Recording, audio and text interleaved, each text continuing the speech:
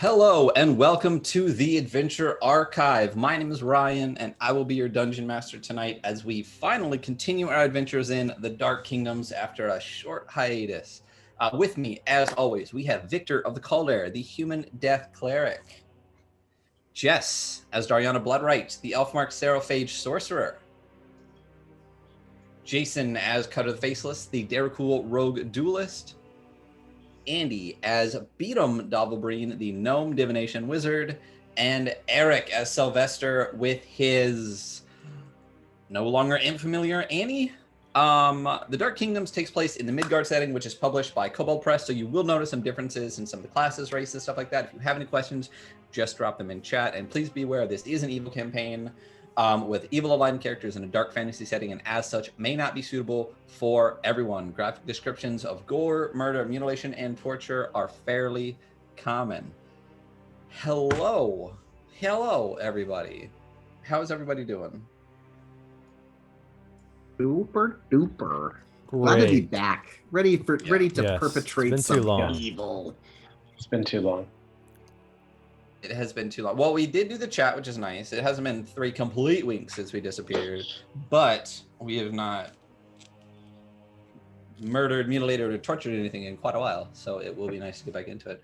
And hello, everybody in the chat. We got Horrible Tomato here. We have Gilded Staff here. Drow is here. Some guy named Jason Furman. Who else we got? Yeah, I'm here. There we go.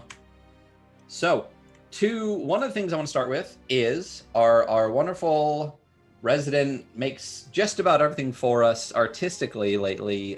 Jason has done up some new merch designs for us. So if you go take a peek at the merch store, you can actually now get a Dark Kingdom shirt with your favorite character on it.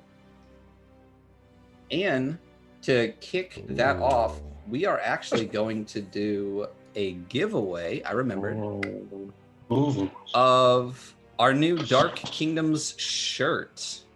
Let me see if this link should I open it in the screen share? Yeah, that'd be great if you could do that. You want to talk about it?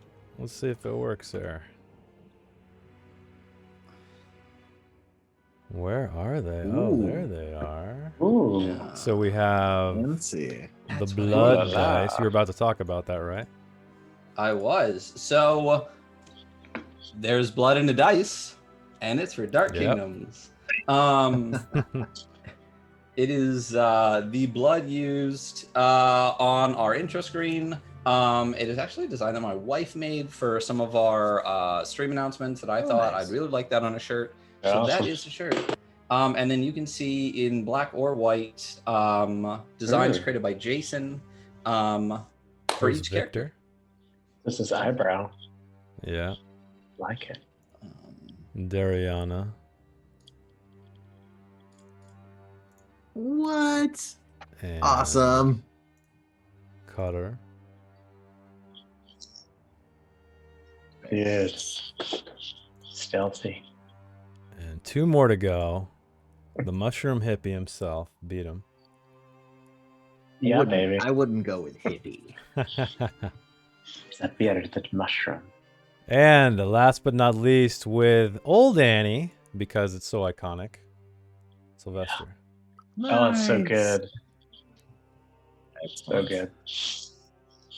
Oh, and it's got the Adventure Archive logo on the sleeve as well.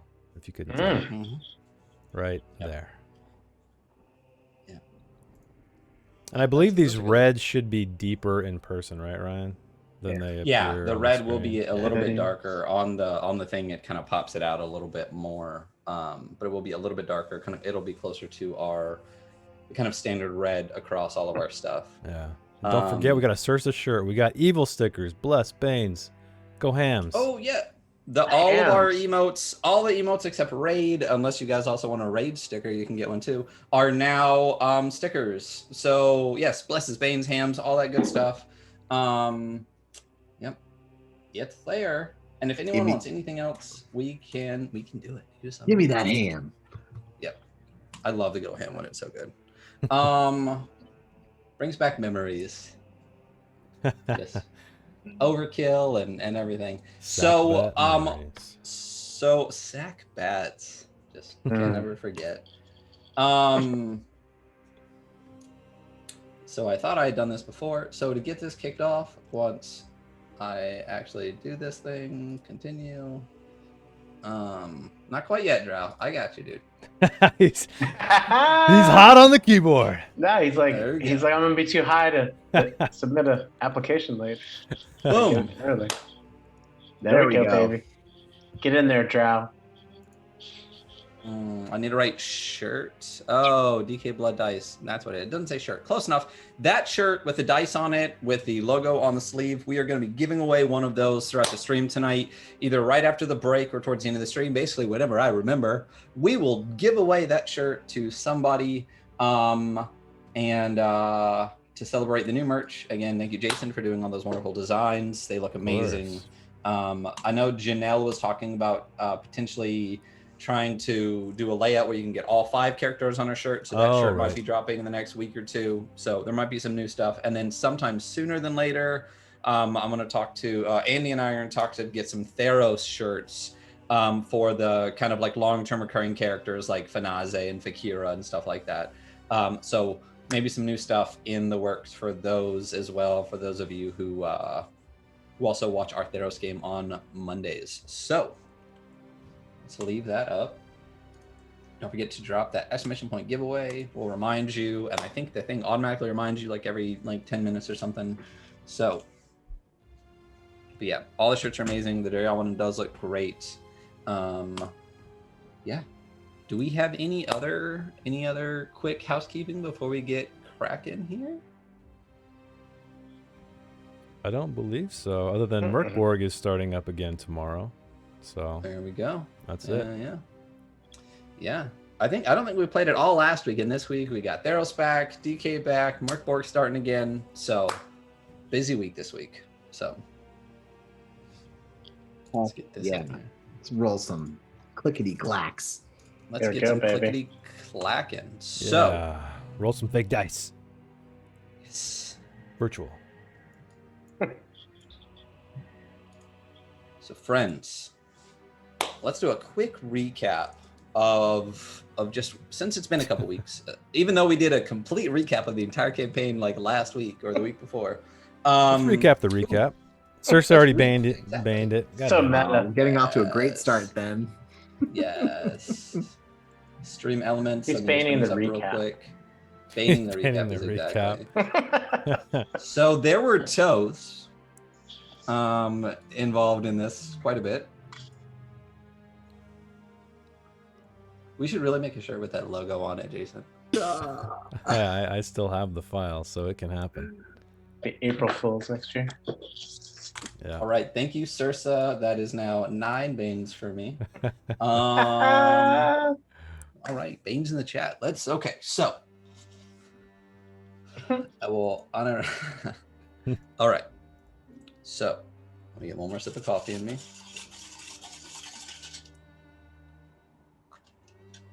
In my thematic mug. Oh, wow. We'll do this.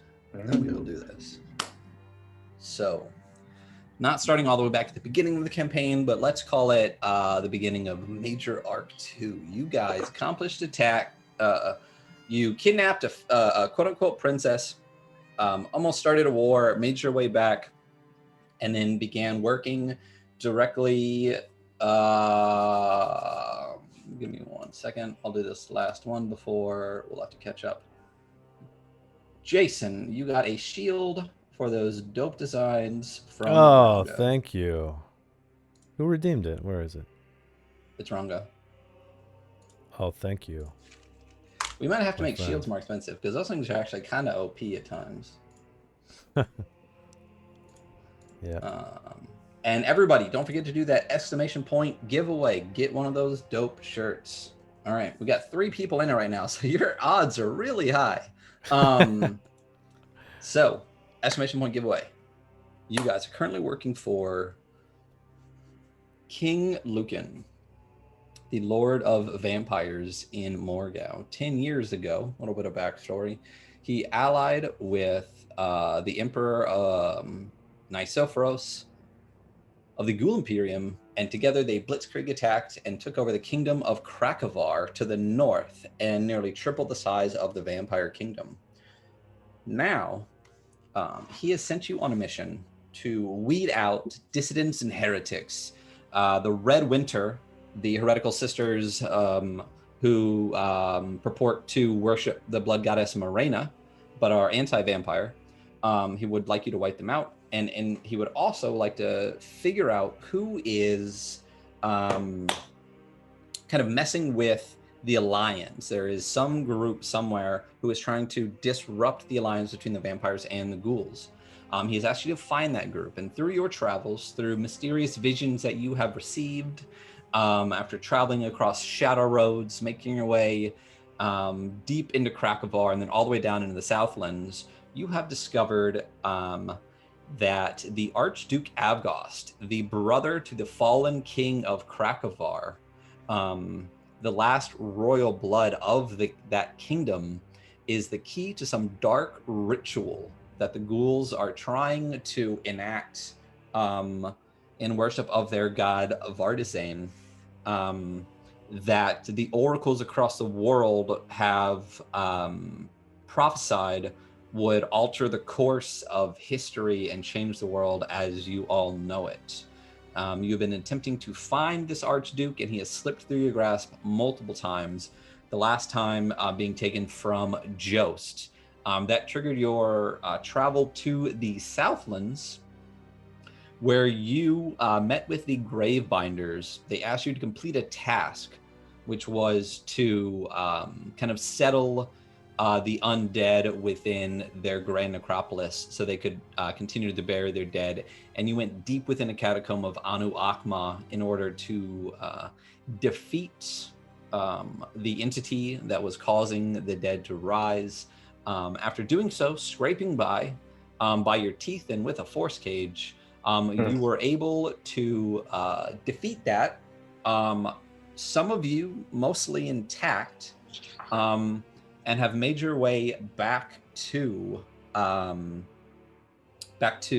Seawall, the city itself, finding the Gravebinder who had given you the mission gone, mostly for her own safety, and waiting for you was your NPC that you had met, your friend, your ally that you had met on the Shadow Roads, you had discovered was a member of the Ghoul Imperium. She has told you that you have a benefactor within the Imperium that would prefer to see you succeed. And it feels like for their own political aspirations, but they currently meet your aspirations as well. She told you a story of the Ghoul Imperium. She said that just over 100 years ago, the ghoul Tondoril the Bonebreaker consolidated power by wiping out all of the independent ghoul lords and unifying the ghouls. It's big enough to look at. Below the surface. He became the first emperor of the Ghoul Imperium. One of the ghoul lords Emperor Tondoril was said to have slain was Narosane, the last king. It is said that Narosane wasn't slain, but is actually in hiding, waiting for an opportunity to destabilize the Imperium. There are many in the Empire who remain loyal to him and who would like to see him return to power, though not the most desirable of associates. He might be a useful ally if you plan to infiltrate the Imperium. He was said to be closely associated with insects. If he survived his assassination, then large concentrations of the creatures might lead to his location. She told you this, and told you that your benefactor within the Imperium, who is currently unnamed, has offered you a way into the Imperium. And that you have 3 days to gather yourselves and your belongings before she has to open that door and send you through.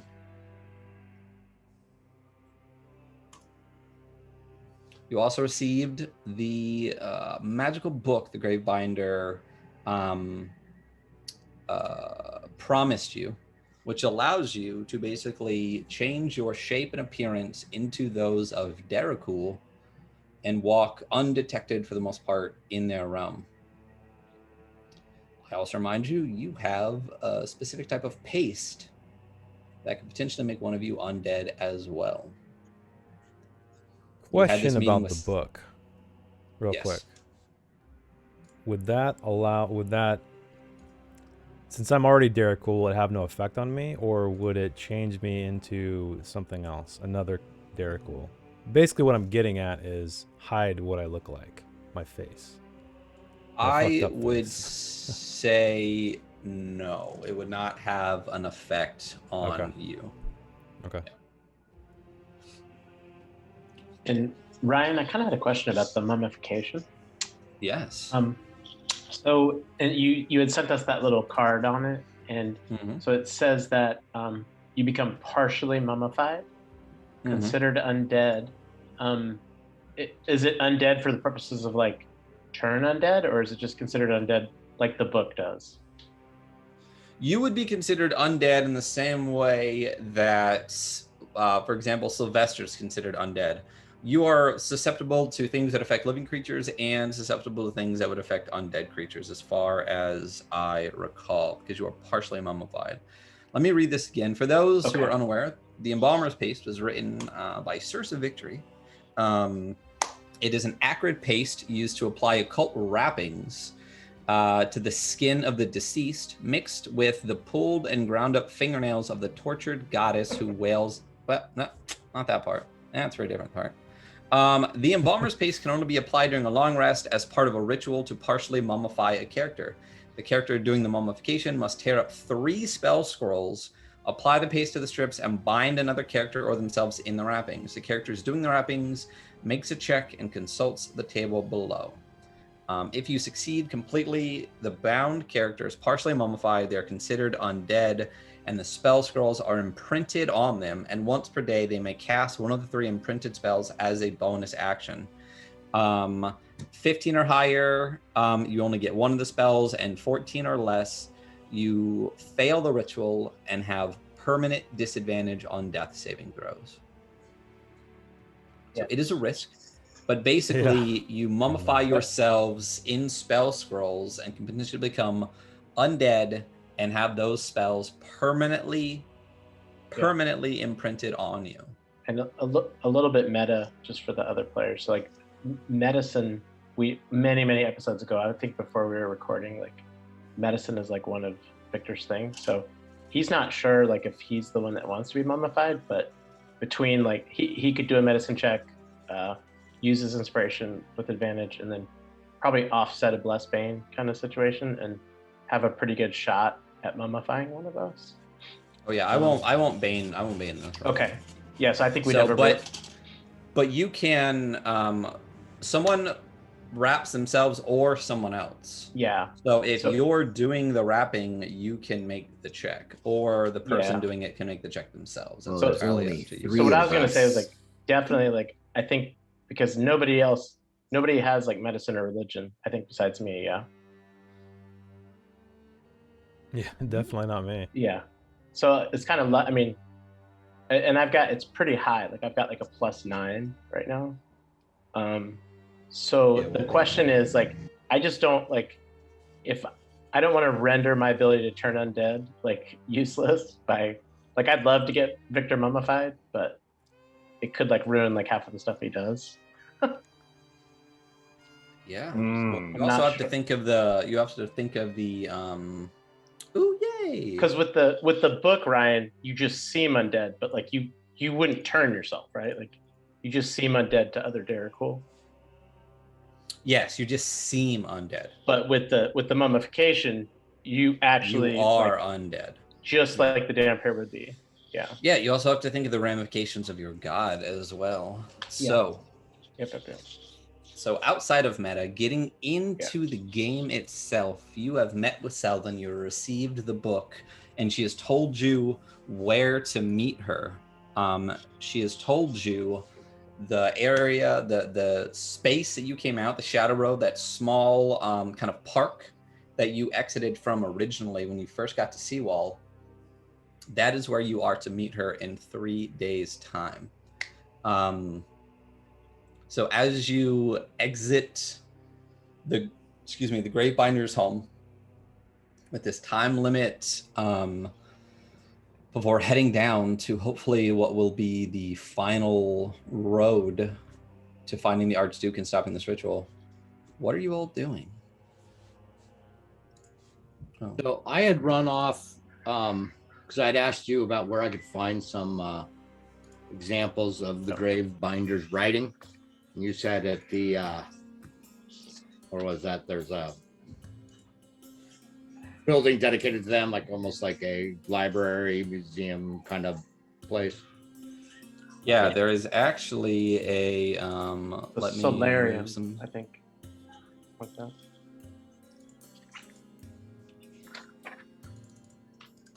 Let me move some stuff down to the GM layer so I can see. It is the actual. It's the Hall of the Gravebinders. Yes. So I had last thing we'd done last time was I'd run off there. Okay. And I think each morning Victor would cast regeneration for. Well, let's take it a day at a time. Yeah. So for the first Let's morning, see what everyone's doing. So when you first come out of the, so it would be the following day. So this is tonight right now. Okay. You have 3 days from today. It is already the evening. So you will have, I guess, tonight and 2 more days to prepare. You can meet her in the evening on that 3rd day, since all of you and her as well are not fans of the bright sun here in Seawall.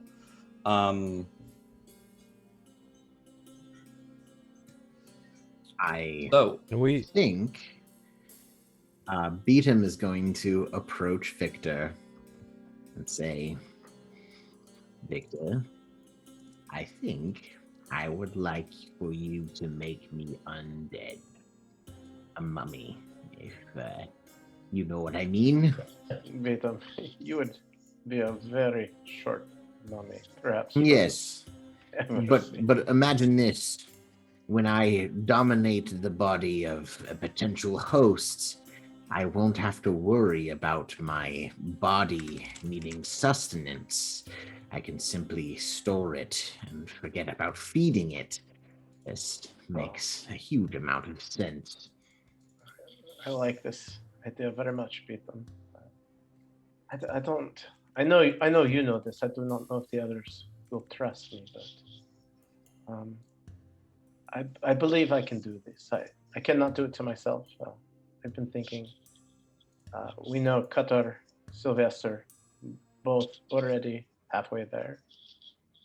I trust you, Victor. I trust you implicitly that you would never do anything to attempt to harm or kill me.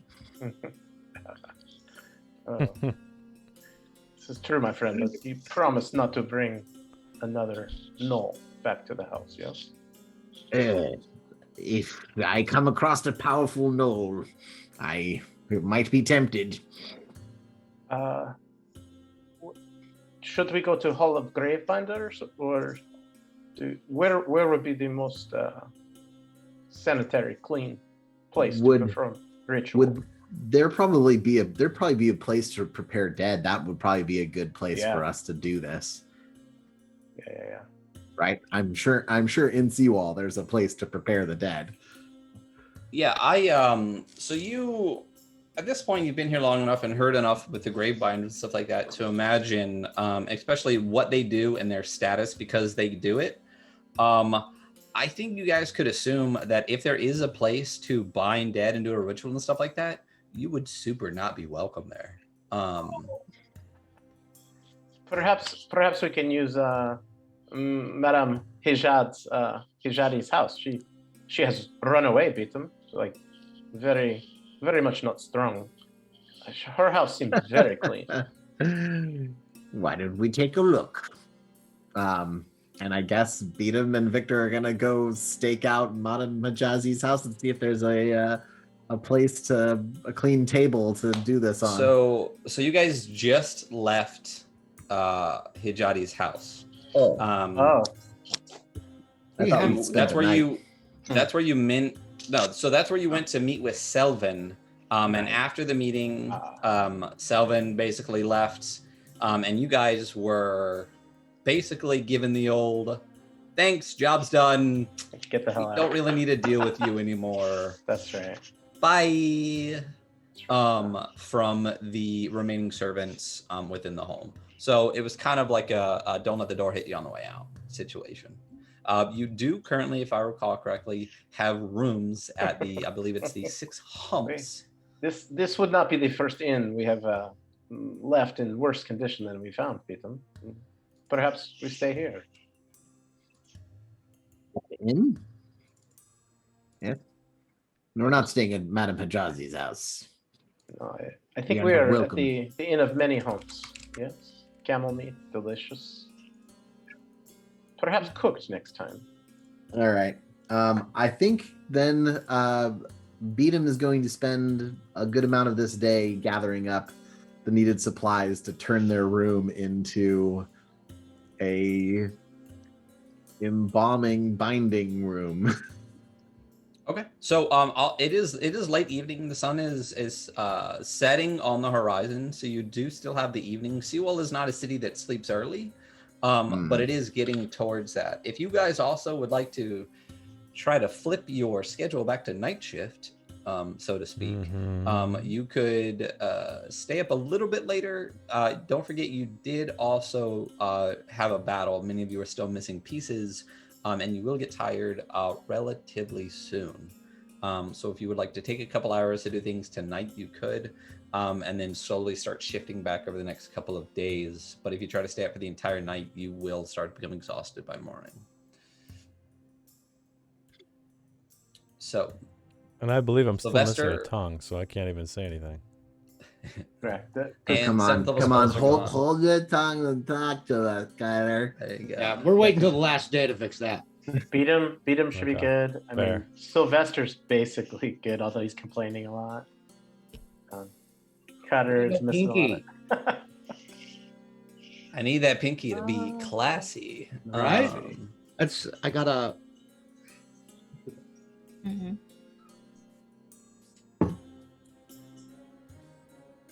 So, it sounds like Sylvester is on his way to talk with the Gravebinders. It sounds like Beatum and Victor are going around gathering supplies. What kind of supplies are you looking for? So cleaning fluids, like probably we need gauze, I'm sure. You worried about Instruments. getting infected?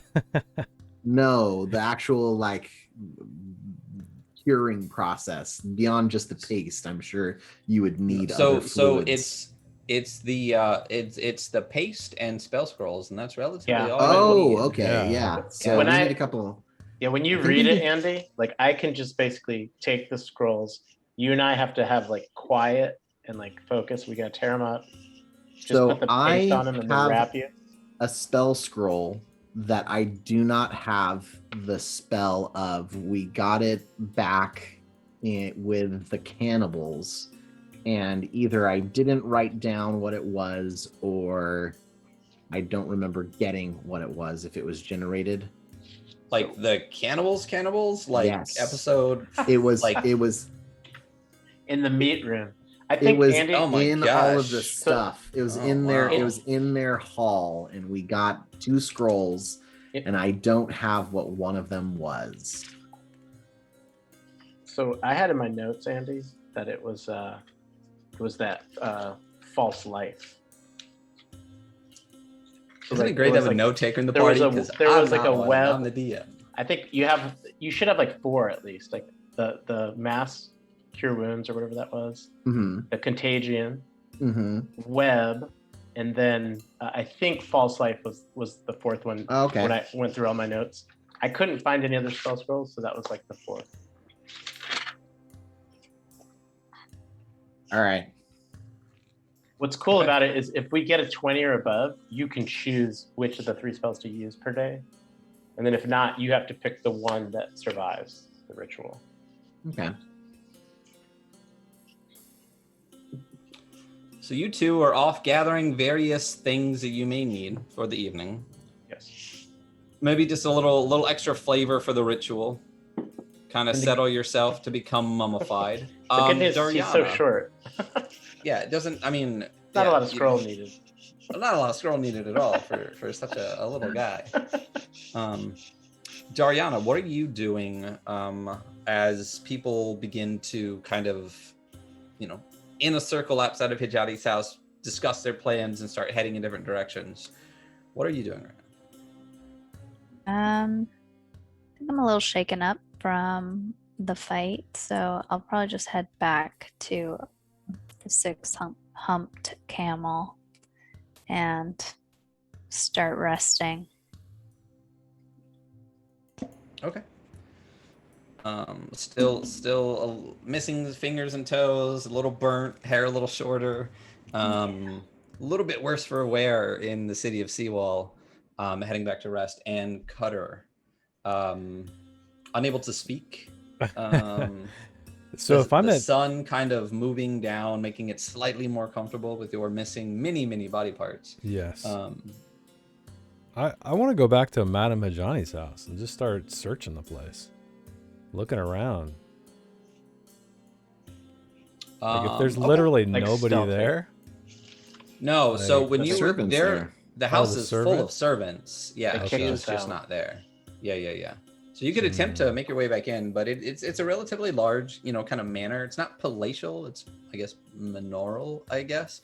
Yeah, why not? It is I got- large. Yeah, I got some time to kill. I'm gonna snoop about. Okay, you can snoop about. All right. So describe to me how this snooping snoops. So it's daytime, right? It is. I would call it now. Like sunset into dusk. There's a little bit of gold on the horizon, and that's about it. And you guys are talking, once the sun hits it, it goes down quick. So in the next 20 minutes, the sun will be gone. Okay. And can you describe to me just sort of the general look of this manor? Is it like a raised apartment, or is it like ground level with a?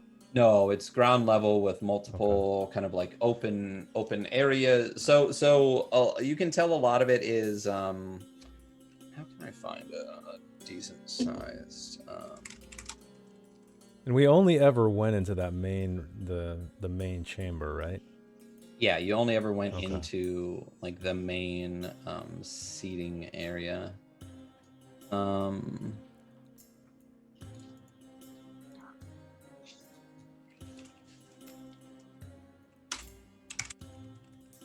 But it's like white. How do I even describe how this?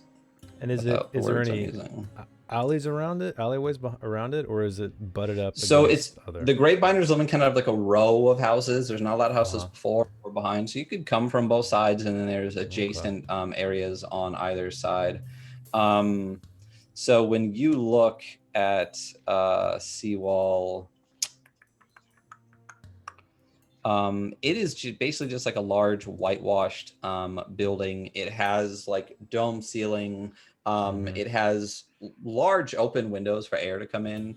I can't remember the name of it, but those towers that go up and actually like catch air to cool rooms down.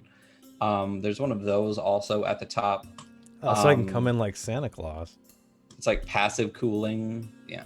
But it's relatively large. The doors are relatively big that are opened or closed. The windows are large for airflow. As you walk around the place, you do see what looks to be like some short walls with some vegetation coming out from the top. It seems like maybe there is like an inner park to it, and such. Yeah, I'm just gonna make my way closer. So you said it's surrounded by some kind of garden of some kind, right? So I need to. Yeah, hop so these it's short the whole walls thing to is get walled inside. in. Yeah, Okay. but it looks like you can see trees sprouting up and things like that. So I'm gonna wait until the sun dips down below the horizon, where it's dark enough, and start making my way stealthily in there toward one of the windows, I guess.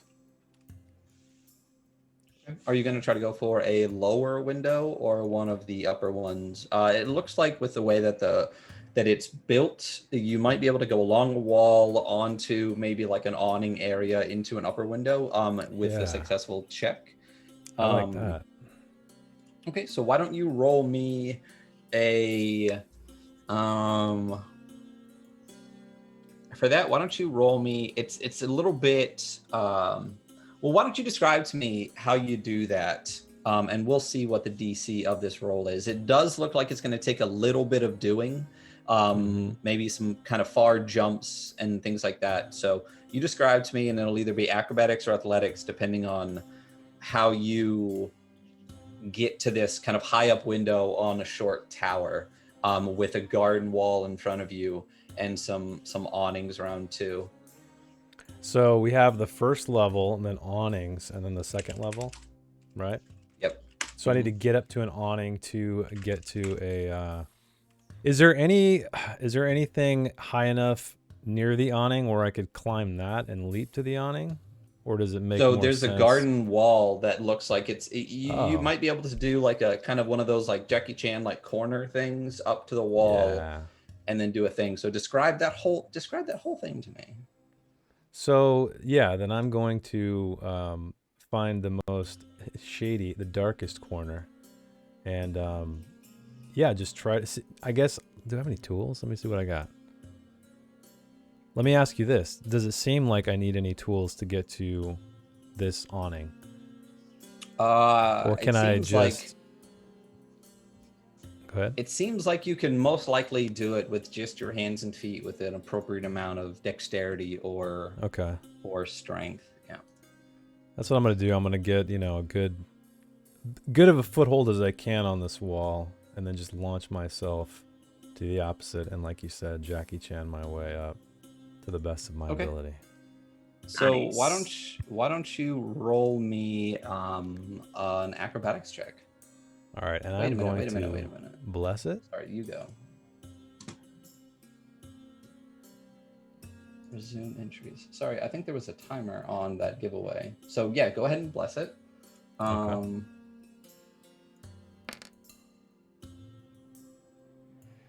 And then here comes the roll. Acrobatics, perfect.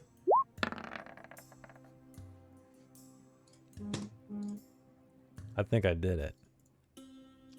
Kind of looks like you did it. It kind of looks like you did it. So as you, Hey! Rogues are That's so kind of- stupid high level. It's crazy. it's kind of ridiculous. Awesome. So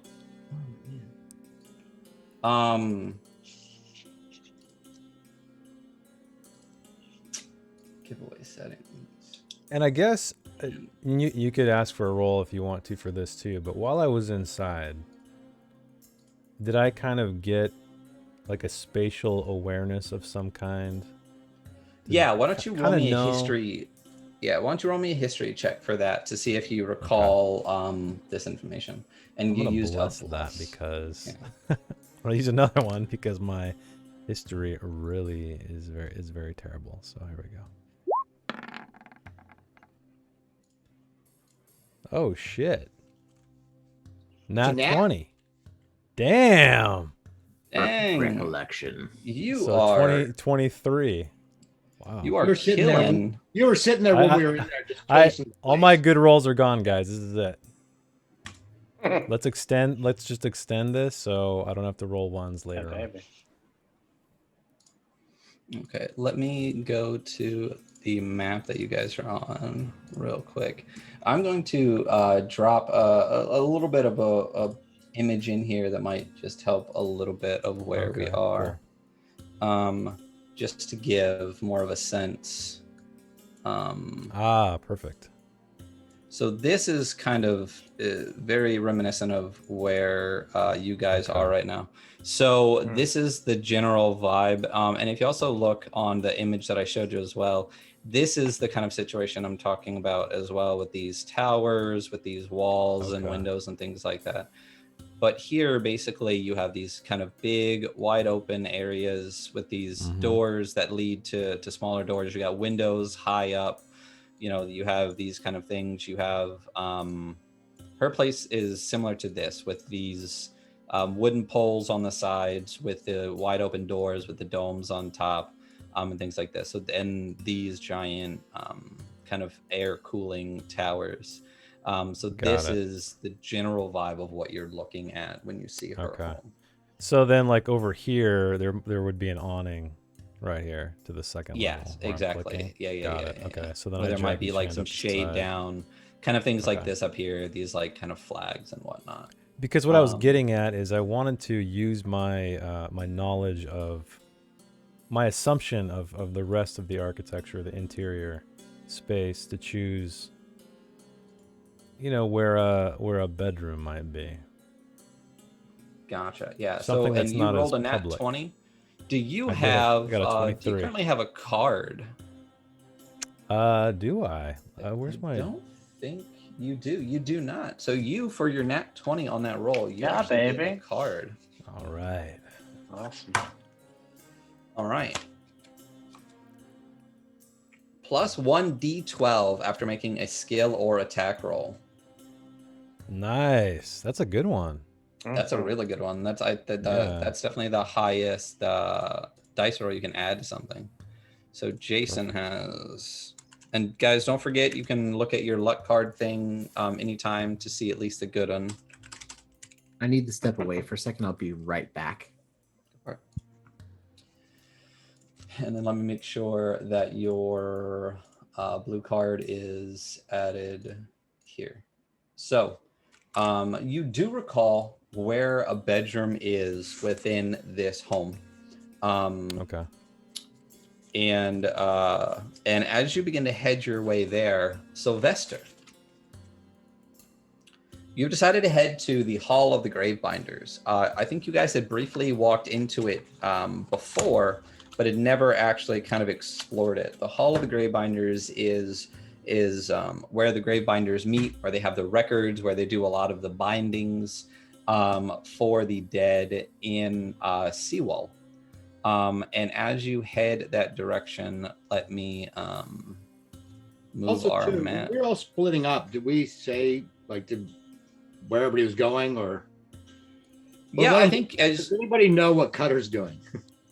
No, I don't mean, you think guys anyone all knows what bailed, I Cutter's guess. doing. Yeah. Okay. Yeah. I think pretty much everybody was just like, I'm gonna go do this, I'm gonna go do this, I'm gonna go do this. And then as you just kind of left, Sylvester, Victor and Beatum just kind of walked away. Dariana was basically like, I'm tired, I'm out. And Cutter was kind of left there going, well, what am I gonna do now? Gotcha. It is Cutter's And, MO, though. Yeah. So if you want to, so you can see the Hall of the Gravebinders right there on the map. And where the Gravebinders' home was is kind of down this road over in this direction. So it's not a terribly far walk. It might take you like 20, 30 minutes. Okay. So as you're walking there, is there anything you're doing, or are you just trying to make your way there? Just making my way there. Okay. I just as missed you- Annie if I hadn't already. Okay. So actually, once you get to the gates at the beginning of the Grand Necropolis, you find them closed. The doors are locked. I mean, like the entire, like the necropolis itself has these two towers, and the gates are usually wide open. They are currently closed. And you do know, generally, especially now that you fixed the issue, that the law within the Grand Necropolis is that the undead get the necropolis at night, and the Gravebinders get the necropolis during the day. So they have closed off the Grand Necropolis for the evening, as sun has now set, for the undead to kind of roam about freely. Right. Well, then I turn around and start heading back. Okay. Where would you like to head back to? Probably the six-humped camel. Okay. I believe you guys had multiple rooms there, correct? I think so. Okay. So you head back there. Gianna heads back there. Beatum and Victor, as you're making your way around, again, you me just move this to a different layer.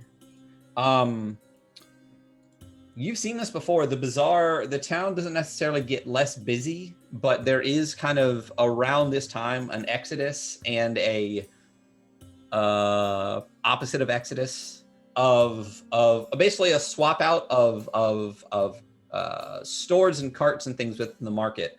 There are people that are here to sell during the day, and there are people that are here to sell at night. And at night, you find a lot more food. You find different types of food stalls and more drink stalls, and there's a little bit more entertainment. And it's kind of a more festival-ish, exactly, belly dancing action. A little bit more entertainment focused in the evening, and maybe a little bit more sparsely populated. It's not wall-to-wall people, but it's still relatively busy walking up and down the thoroughfares.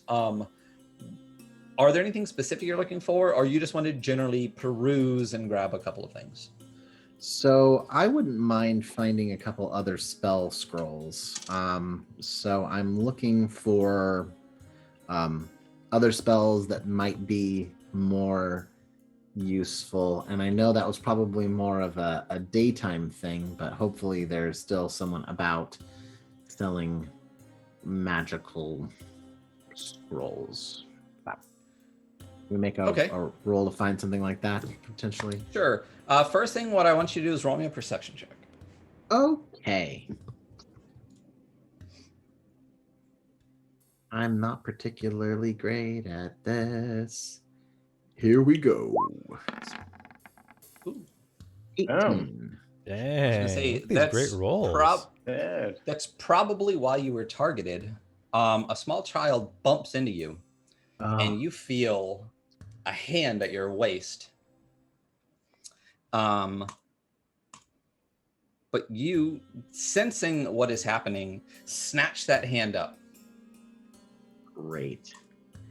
Can I put a dagger in their palm, hold their hand and hold a dagger in their palm and make eye contact with them? Yes, it's a mistake, child. Absolutely. Yeah. And the eyes go wide and starts just trying to rip its hand away from you. Victor, grab this one by the hair, would you? So Victor has one of those kebab skewers that he tends to have when there's skewers about. And he's eaten something that's been cooked. He's hoping it's camel, but he's not totally sure. And he's kind of spits out a piece of fat and then grabs the kid's hair, but holds the skewer right behind the kid's, the part right behind his skull. Yes, Gotcha. So you just got a greasy meat skewer while you're just gnawing on some probably camel. Hopefully and just, camel. Picking up this kid by the hair. Yeah. And then, what would you like me to do, Peter? Just hold him there for a moment. Tell your friends not to fuck with us. And then let him go, but let him go hard. So Victor is not in a mood.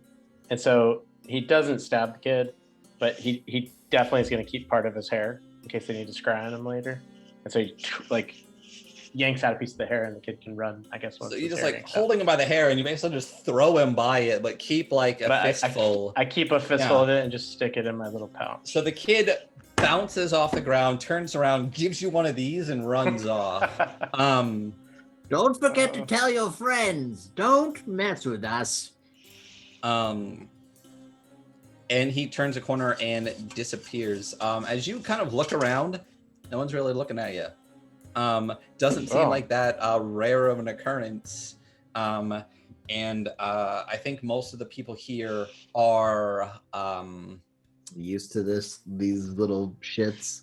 These little shits are definitely seen as more of a pest and an annoyance and an obstacle than they are as let's save the children.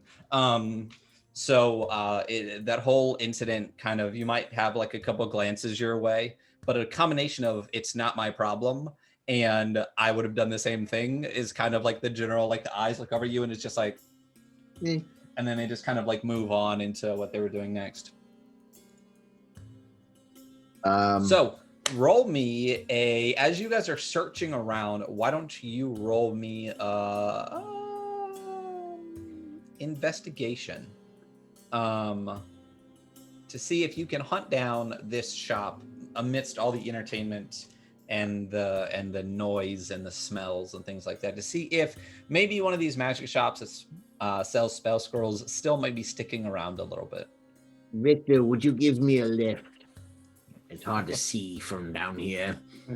He's laughing, so he takes the skewer and just kind of sticks it into the ground.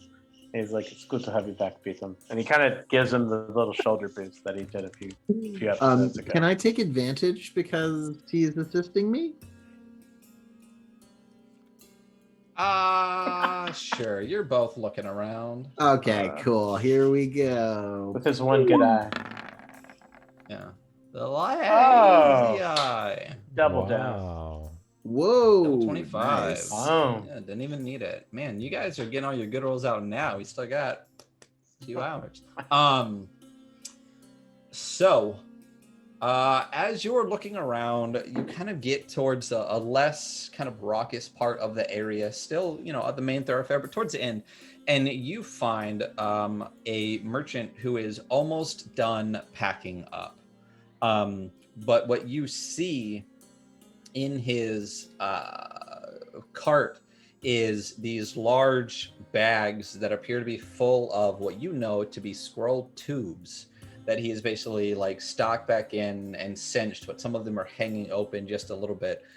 So you see that he has, as well as some other bags and things that potentially may hold some magic items and things, but you see someone who looks to be in the process of breaking down their stall to leave for the evening.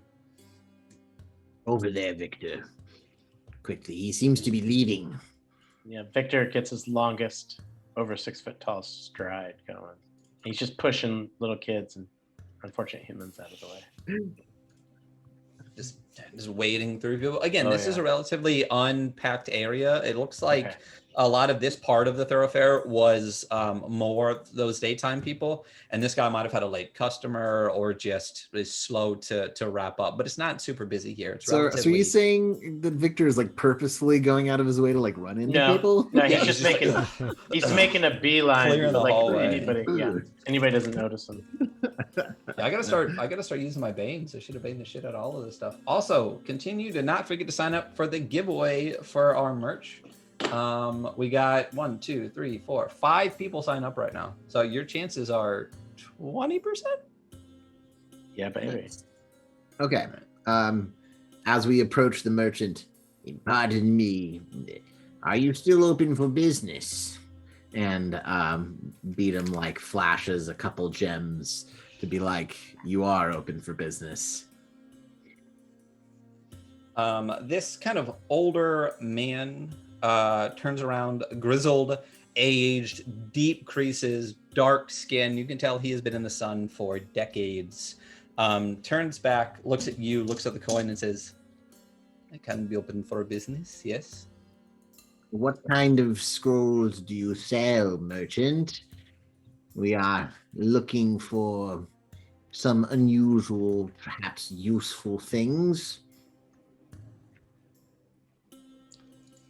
These scrolls. He looks you up and down and gets a sense of your garb and your carry and your general gnominess.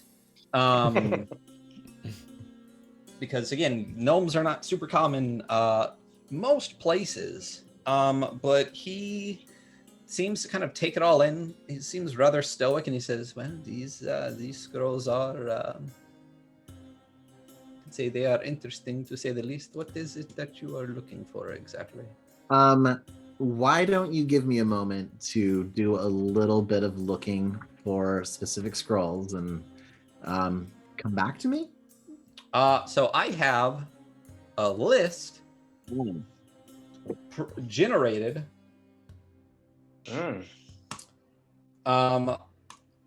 First of all, I would like you to roll me a d6, and that's how many times I'm going to refresh this generator to create your list. Whoa, okay. Yeah, That's all- random. okay, here we go. Love roll tables. Dice, There you baby. go. 6. Oh. All right. 1, 2, 3, 4, 5. 7. There we go. smaller list than the previous rolls. Boo! Uh, Your selection is weak. No, I don't say that. I'm looking for magics to control foes, manipulate a battlefield.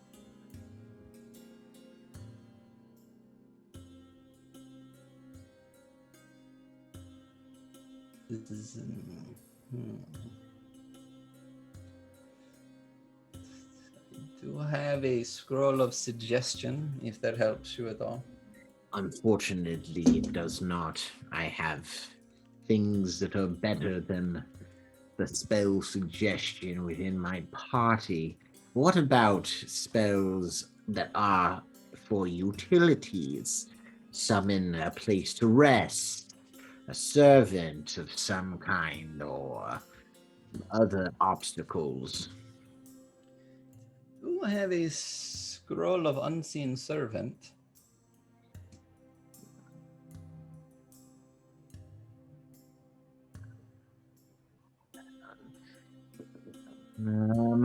What about scrolls for offense, hurting my enemies? I have gust of wind. I have sunburst. I have blindness or deafness. That one is helpful.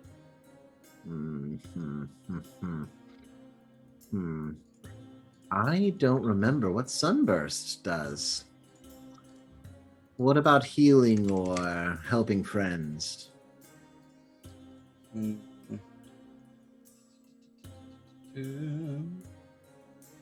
Andy, Sunburst is badass. Yeah, I was just thinking that sunburst is badass, but I don't Sunburst remember. is badass, my friends. It is quite good. Probably I really do good not- against things in the down below.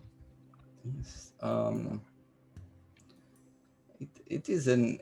I do not know if you have the ability to cast such a powerful spell, though. It is very expensive and very high level. Oh lordy. Just so you know, it's an 8th level spell. I know. Yeah. Because I have very rarely played in a game where someone has the ability to cast 8th level spells, and I'm not familiar with it. Brilliant flash of light in a 60-foot radius centered on one point chosen within range. Each creature in that light must make a Constitution saving throw. On a failed save, that creature takes 12d6 radiant damage and is blinded for a minute. On a successful save, it takes half as much and isn't blinded by the spell. Undead and oozes have disadvantage on the saving throw. Very nice. This is one of my rarest scrolls. If it is something you are interested in, I can part with it for merely 7,500 gold pieces. I think I actually don't have enough for that right now.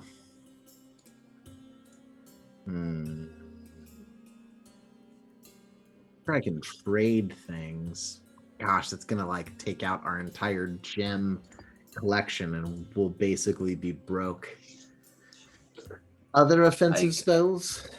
And he digs a little deeper. He sees you actually seem interested. Before he was just like, let me get this sell done and let this over with. But the fact you were contemplating a $7,500 scroll, he's like, let me see what else I have. And he kind of moves this bag aside and pulls another set of scrolls forward. He says, "Ooh, yes, I have. These are very nice. I have bark skin. I have cloud kill. Enhance ability helps your allies. Lightning bolt, stinking cloud. And he's digging deeper and deeper. Did I say Crown of Madness? Is that one that I said already? I don't remember, but I'm not particularly interested in any of those. Anything that strikes your fancy, Victor? None of these things are familiar to me. What about magic baubles? You have magic scrolls. Do you have any magic items in your possession? I'm mostly a purveyor of scrolls. I do have a few small items. Let me see what I potentially have. I do have possibly 1 or 2 potions of healing. I'm going to buy Yeah, all of his potions of healing. Yeah. Okay. They are 250 gold apiece. Yes. Do you take gems? And I began basically parsing out gems. So how many does he have? Roll me a d6. Come on, baby. No whammies, no whammies, no whammies. 5. He has 2. Okay.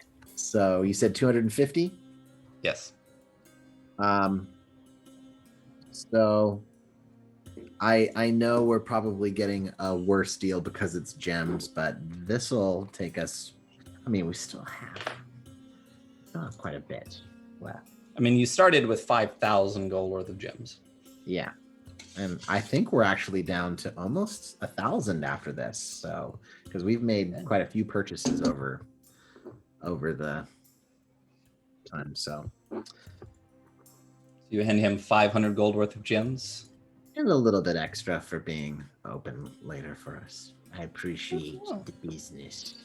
Thank you. I appreciate your business as well. It is a good way to end the day. If there is nothing else, I will be on my way. It is a long walk. Good evening. Bye. Goodbye. And he goes back to repacking all the scrolls, kind of getting them on the cart, finishes breaking down. And as you guys are walking away, you see the stall fully dismantled in the cart and him kind of pick it up and start walking away. Well, I think we should head back, Victor. I'm a bit peckish and tired. Me as well. This camel is not sitting well with Victor.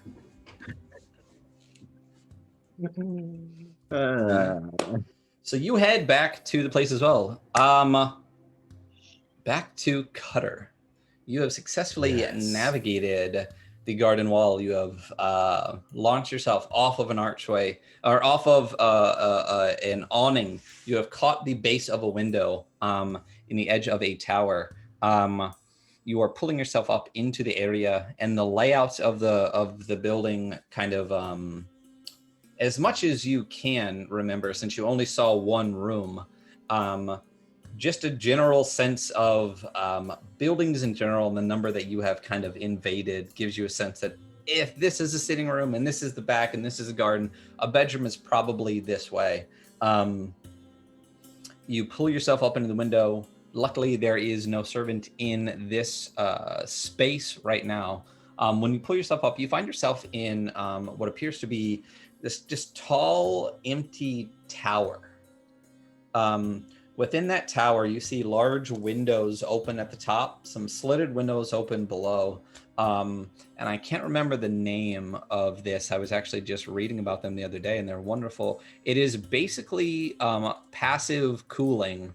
The way that it is angled and the way that it forces the air down, it pulls air in from the outside as it's gusting across and basically creates airflow throughout the home. And you find yourself in that, and there's a narrow staircase down to the base of this tower. Okay, so there's no other doors or anything in this tower? Just a staircase leading down? So if you, let me go to the GM layer. Basically, you find yourself in a place like this, but it's just shorter. It's basically... What did you click on? I didn't see anything. Here, let This me thing over actually here? just move. Yep. And I'll just move the layer, actually.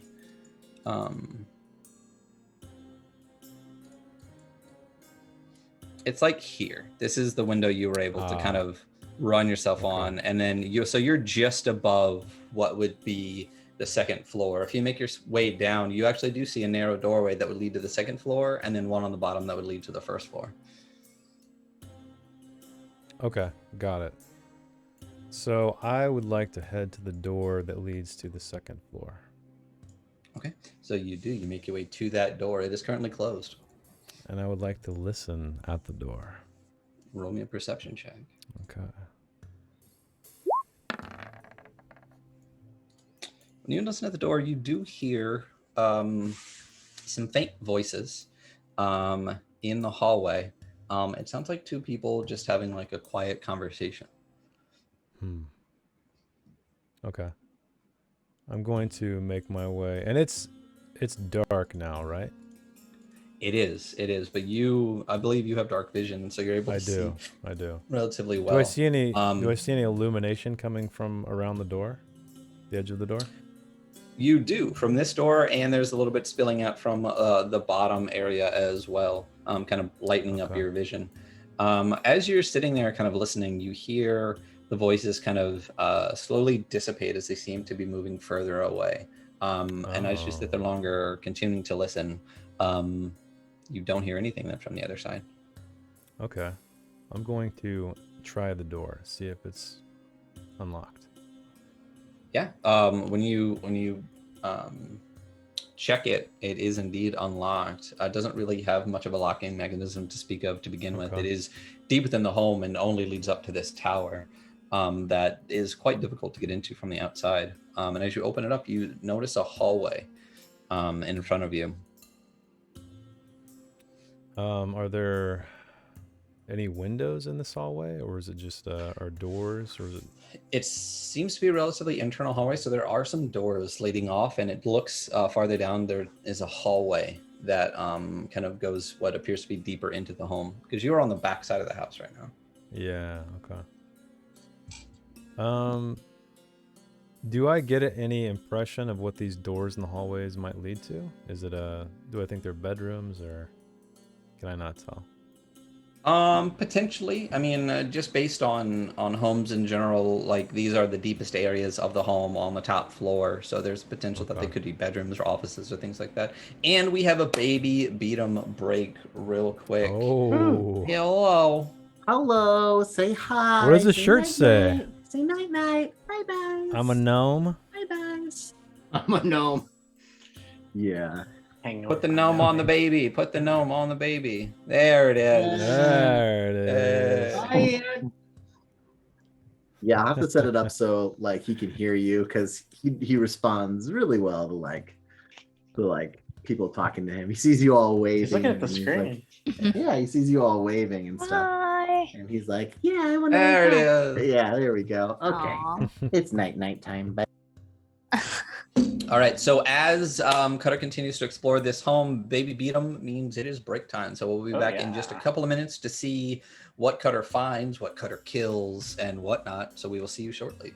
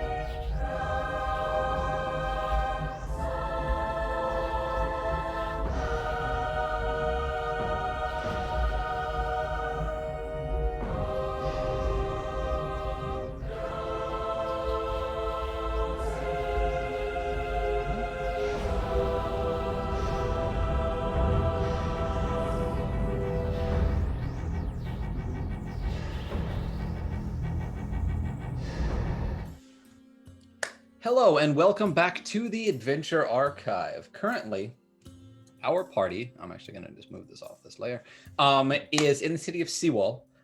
They have 3 days to gather themselves, their belongings, their supplies, whatever they need to do before they are required to, or have been given the opportunity to go through a portal down into the underworld in search of the Archduke, who has been kidnapped by dissidents within the Ghoul Imperium.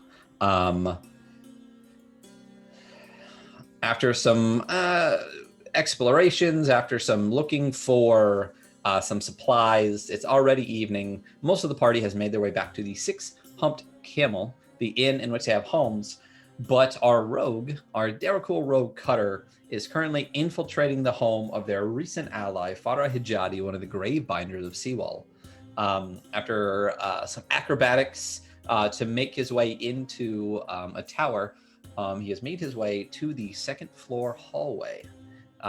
Without a servant in sight and darkness descending on the city, what would you like to do next? I would like. How many doors are there down this hall? Because I just want to basically listen to each one. Yeah, I love the randomness. All right, I'm gonna just listen at each one to see if I can hear anything. Why don't you? Do you want 3 perception checks or 1 or? Are you odds are I'm going gonna to? pass. If you hear something at each one, are you going to just continue to move on and just do all 3 in a row, or if you hear something, you'll? Yeah, if anything is silent, I'm probably going to investigate further. Okay, well then just roll the first one. Okay. Yeah, I mean perception, you can't fail, can you? I can't. Like I have like a the only plus thing you can do is get a 11. nat 1, but you get a base of 10 plus 11 no matter what. So it's pointless to even have rolls at this point. Just you explore this home. You literally can't fail without a nat 1. But you could still get a red card, so keep rolling anyway. That is true. When you get to the first door, you do not hear anyone inside. All right, I'm gonna try to open it. All right. It is unlocked and it opens. All right, I would like to peek inside. So when you do, you see what appears to be an office space. There are large open windows, you know, the kind of like arch sometimes. Basically like this window back here is kind of the room that you are kind of looking in. And you see a well-organized space with documents and scrolls tucked away, but writing implements appearing on one desk. It's relatively well decorated. It's very, nothing you've seen in the house at all says kitsch to you. It is ornate, but classy throughout. And this room feels the same. It is just the right amount of decoration for a nice office without going overboard, with a couple of nice pieces that accentuate the space. Okay. I'm gonna search the desk, just kind of casually glance at some of the documents and see if I can gather if there's anything of interest. As you run me an investigation check. Okay. I'm gonna bless this one. Cause that's With a my one. not so good. Plus 0. Oh, to, no. Ban that mother. Ooh. See, I was Ryan, now gonna you say, don't I have to need to make start you don't have to using make my anything veins. up because I failed. Because you fail. There we go. I just have to do not perception from now on, and we're good. Yeah, exactly.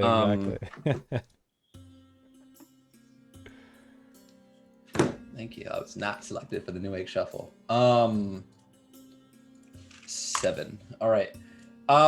So you shuffle through. You find some documents from Farah Hijadi, but nothing that seems interesting. Okay. You find some correspondences to and from her from some, mostly talking about like supplies and things like that, like the amount of various liquids and things they're going to need for next month for the embalming. Some of the things talking about the months upcoming, the average deaths per month, things like that, wrappings, whatnot. Okay. Yeah, just right. various correspondences back and forth, receipts, things like that. I'm gonna move on to the next door Okay. and attempt to perceive what is beyond. Roll me that perception check.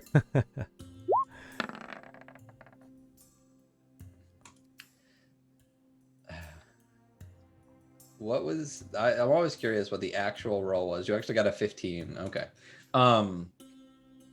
There is nothing, no sound beyond this door as well. But Okay, as you're listening at the door, you start to hear some voices casually, like walking up a hallway into this hallway space. Now, is it the direction where the voices seem to recede when I was listening to the entrance to the hallway? Or the other way where I came in? Let's just do a little bit of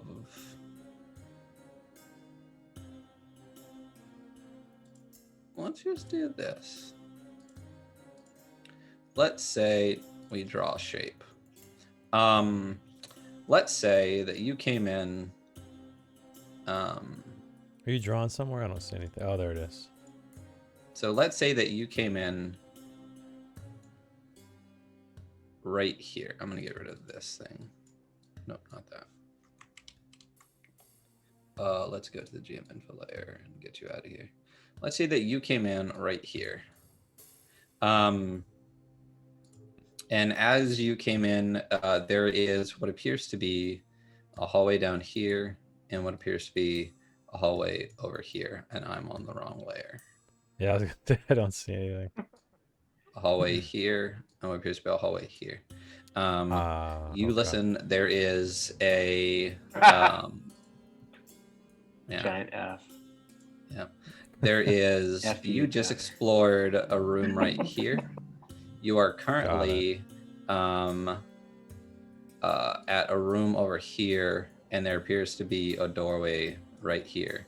You currently hear voices coming in from right here. Okay, and I came from this way, you said? You started here. This is where at the the bottom. tower is. Yeah. Okay. So your tower. Can I do this? So when I was in the tower office, is basically right there. got it. Okay. So when I was in the office, is it pretty wide open? There's just a desk and walls and papers. There's really nothing. Yeah, there's windows off to the side right here, and you can tell this is the back of the area. And you can tell it kind of actually overhangs out a little bit. There's a balcony outside the office space and things like that. And you can tell that down here is basically where that garden wall seemed to go. You basically have, it's kind of like this as far as the back of the building and the back of the space, and it kind of bumps into like this tower area coming off the outside. And that's kind of what you've seen so far. So you actually kind of scurried your way along this wall onto like a lower area awning here to get into the tower, and you made your way into this room already, and now you're over here. Okay. I'm gonna listen to this one really quickly. You started here. Yeah. And you've made your way from here into here, and now you've made your way here, and you're actually listening at this door. But as you're listening, you don't hear anything, but what you do hear is voices coming up this hallway towards you. Okay. I'm just gonna take my chances and open this door here.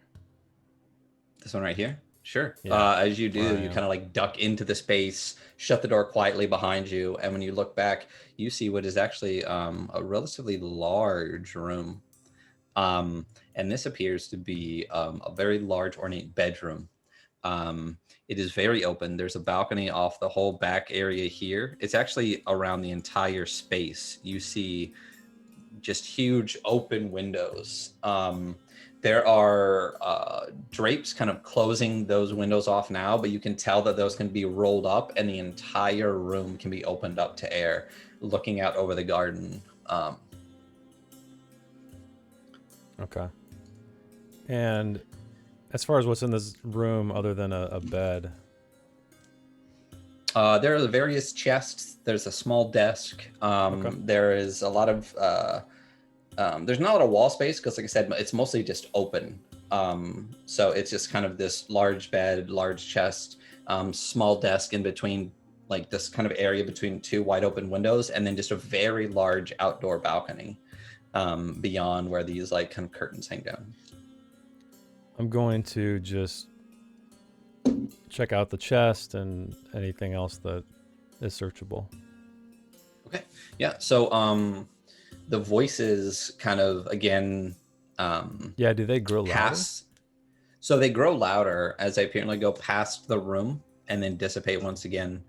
You think they potentially came around and then made their way down this hallway towards wherever that may lead to. Okay. We're just gonna build a building as we explore this together. Yeah.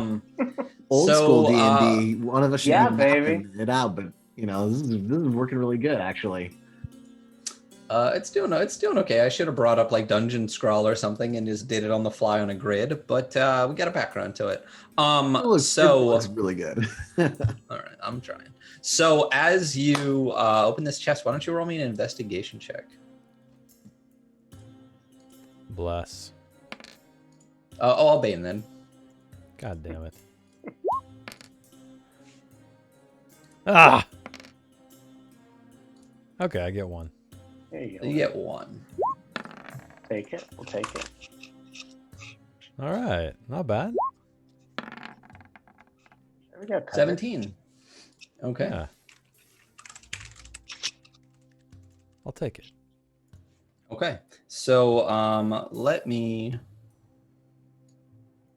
look up something real quick. So as you open the chest, you find not a whole lot on top, but there's a lot of pillows on the bed. You get the sense that for the most part, this chest is for all those completely fucking useless pillows that people put all over damn beds that they have to put on and take off every night. If only Fakira was here, she'd be All like, right. It's Fakira's "Score." sweet spot.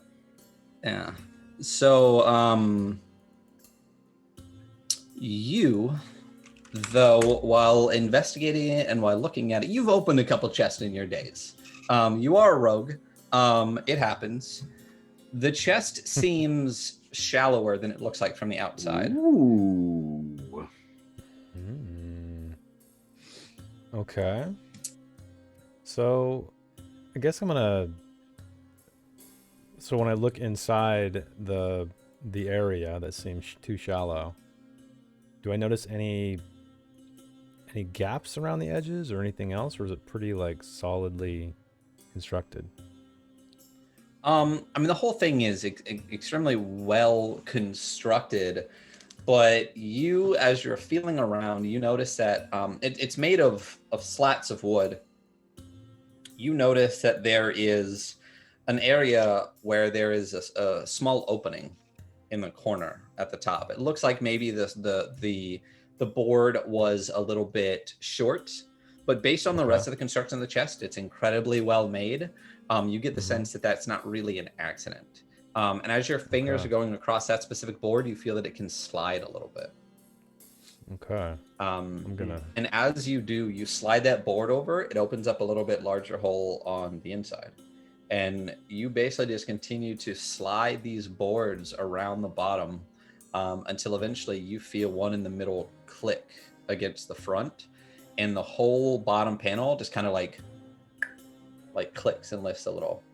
And when you reach into that hole left in that pace you did, you're able to actually lift up the bottom of the chest itself.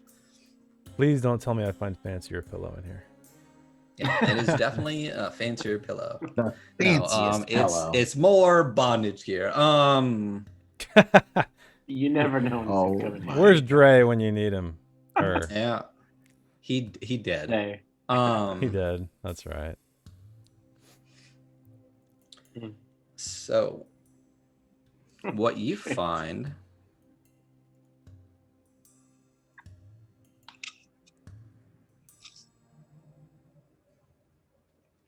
Let me just find a good one here.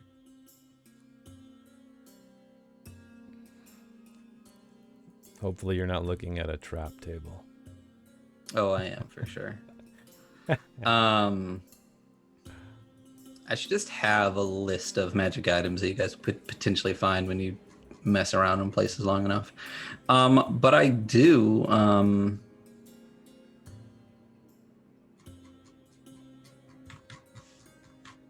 Yes, don't forget to sign up for that giveaway, people. What you find.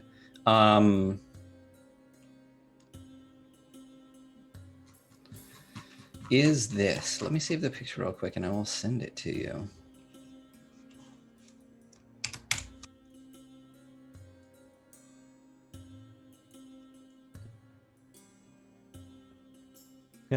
Yeah, I find a scroll Beatum needs. That'd be a great. Yeah, exactly. I like this. Except I can't read it. I'm like, what the fuck is this? I don't need it. Right? Throw it away. No, you're like, I fucking hate the sun. It's like the last thing you want. Yeah.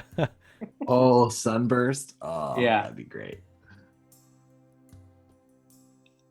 Let's just put it into downloads. We'll save that. All right. What you find is this. Make sure I'm on objects and tokens. Yeah.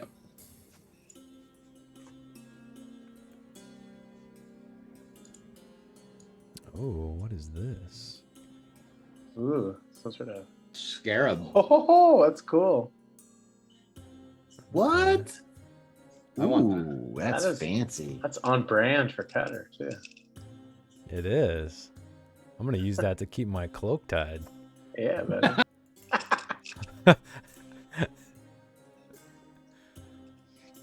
So what you find, let me give you a brief description, is a scarab-shaped brooch decorated with a grim semblance of a human skull. You don't have detect magic, you don't have anything like that, so that's Right. just what you currently have right now. Okay, I'm gonna take out one of my daggers and just kind of stick it through that loop of chain and pick it up. Okay. To see if I All can right. notice anything on the underside. On the other side of the scarab? Yeah, the underside. Yeah.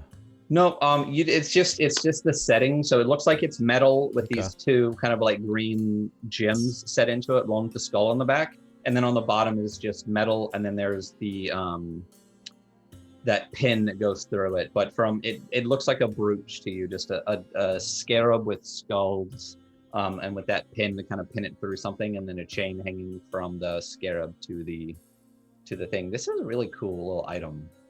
Whoever did the art for this is. did a It really looks good job. Okay, I'm gonna stow that away. Okay. And do I get the sense that this is Hijadi's room? You do get the Or sense is that there this is any- most likely Farah Okay. Hijadi's room. No. Okay.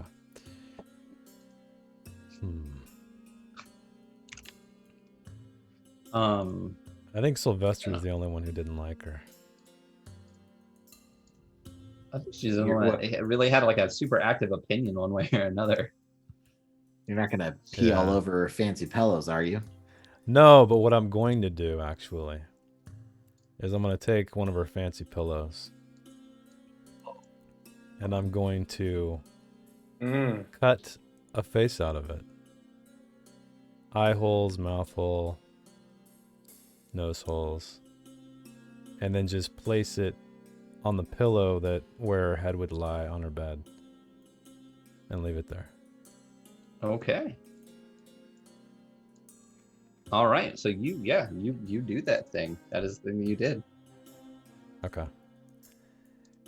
And then I'll Awesome. just listen at the door to see if I can hear any voices traverse, people traveling the halls. And then, Yeah. Roll me a perception if I check don't, one more I'll- time. Okay.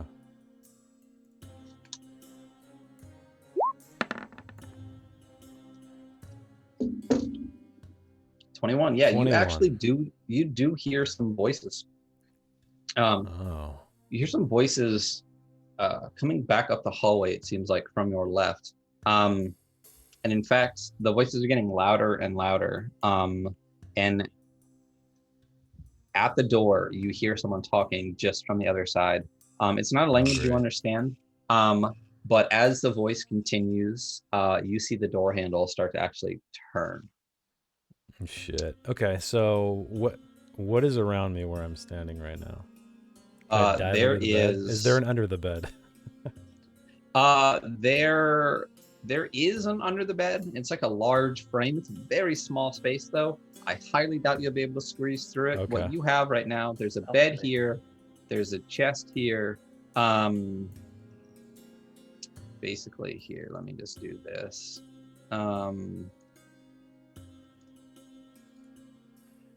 You have a bed right here. You have, am I on the wrong layer? Oh, Yeah, I just don't see went anything. No, there it goes. Okay. Okay. You have what appears to be around the outside of the room. This is kind of the edge of that space here. All of this area on the outside here is balcony. You have what appears to be the chest here at the bottom, taking up the space for the bed. And then you are at the door in the front that is currently opening. Okay, so I want to climb out. So they're coming in here. I'm just what, like around here? You're crouching, listening at the door, and the door is starting to open. That's and right. as you're watching, you see someone walk in into the door, carrying like what appears to be like laundry in their hands, but looking in the hallway, talking to somebody. Is what you're finding right now. So right now. And it opened, yeah, in such a way where I'm not at the back of the door, right? So it opened the other way. It's wherever you want to be. You heard them coming. So, and Okay. as the door turned, what is your action? You get an action. Do I have enough time to dash to the window, the open window, Absolutely. and climb over the edge? I'm gonna So do that. again, like you can see that these curtains are drawn before the window, but if you want to burst through that doorway, you can go up under that curtain, and when you do, you're on the outside balcony space looking out over. When you do look down, you do see one or two servants kind of milling in the gardens outside, but you also do see what appears to be a tree right off the edge that will drop down right at the base of the wall, or you could potentially make your way to this palm tree and leap over and potentially grab the wall. And is there? Assassin's Creed action here. I know, right? Is there any light right now, or is it just like complete darkness, essentially, So, moonlight and? It's I mean, the city is lit and you're in an area that does have some light. There are some lights burning in the garden down at the bottom. It's relatively poorly lit though, in certain areas. And where that tree is, it kind of like hangs towards the wall. You don't see a lot of light. It's in kind of this like back corner area. It's like right here. And you do see there is in fact a little bit of light here in this corner here. It's a little bit illuminated. Here there's a little bit of illumination. Here there's a little bit of illumination. But as you're kind of doing, as you're doing this, you actually see what appears to be a tree, like a palm tree in this back garden, right there. Okay. So I'll just make my way toward there then, I guess. Yeah, so you could basically leap from the balcony if you want onto this tree and then continue on to the wall and out of that space if that's what you would like to do. That sounds pretty cool, so I'm going to do that. Roll me an acrobatics check. Okay.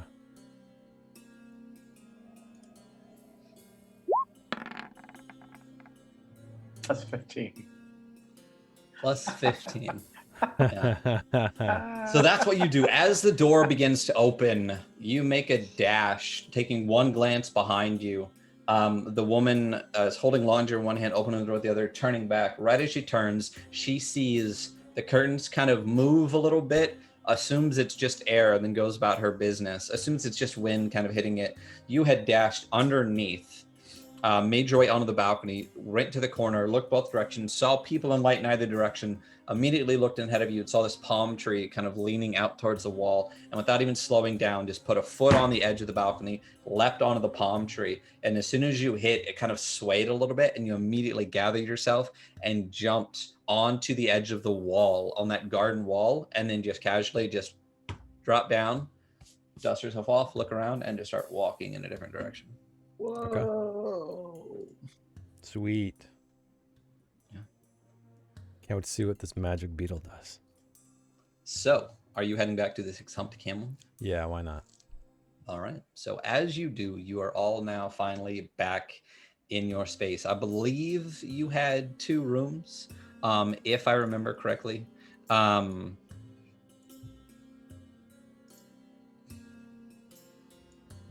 So, what are you all doing? I assume you're going to gather together and kind of decide a plan of action. Sure. Yeah. I think Beatum is getting something to eat. He hasn't had any camel meat yet, and he's heard how terrible it is. So he's inquiring if there's anything else. Surely there's more to eat than just camel. Well, yes, of course, there is more to eat than just Fucking camel. I don't know why Max. you. Yeah.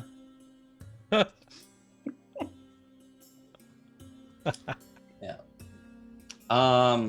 Of course, there's more to eat than just camel. It seems to be a fan favorite around here, but if you would like something else, of course, that can be arranged for you. Yes. It's something that settles the stomach for my friend here. I look over at Sylvester. How's Sylvester doing? Is stomach okay? Doing good. Just missing a pinky. Are you drinking? Yes. Yeah. Also, is that guy in here that we met, Gamal? Gamal is not here. So I'm just having a beverage, maybe getting some food as well. Okay. Have you seen So you guys Dariana? are- No. Yeah. Go for it. So are you going to be downstairs, Darion, as well? As everyone just kind of like downstairs, kind of like lounging in the food and drink area, just waiting for Cutter? I think I was probably in the room. Okay. Hanging out So- with Brian. Gotcha. So you and Brian are upstairs. Cutter, as you walk into the downstairs area, you know this space. It's kind of like a wide open, kind of like bar area with a bunch of tables, but the walls on 3 of the sides are similar to what you've seen around. There are these large archway, kind of like big open window spaces letting air in. They're rolled up. There's light in the space, and you see Sylvester, Beatum, and Victor all just kind of casually sitting, drinking, eating at a table, and assume Dariana is most likely up in her room as you walk in. So,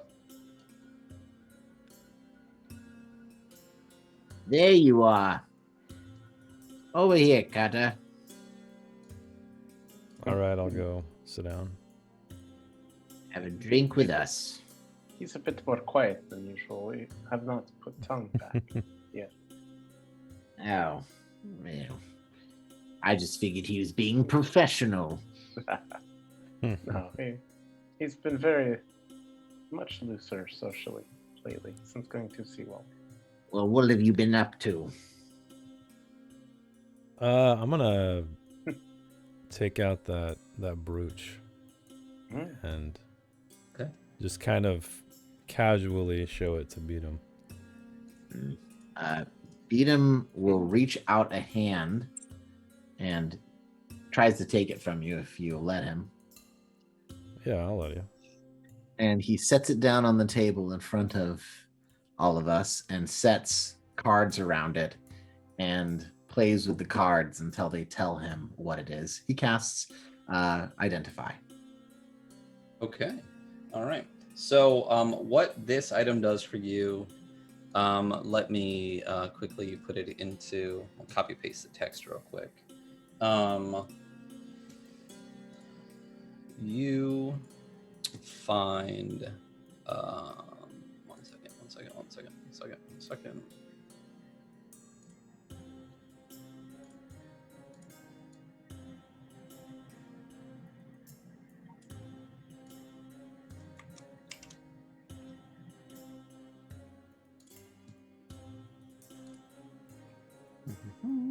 The cards are telling me something. Yes, it is They magical. Are, in fact.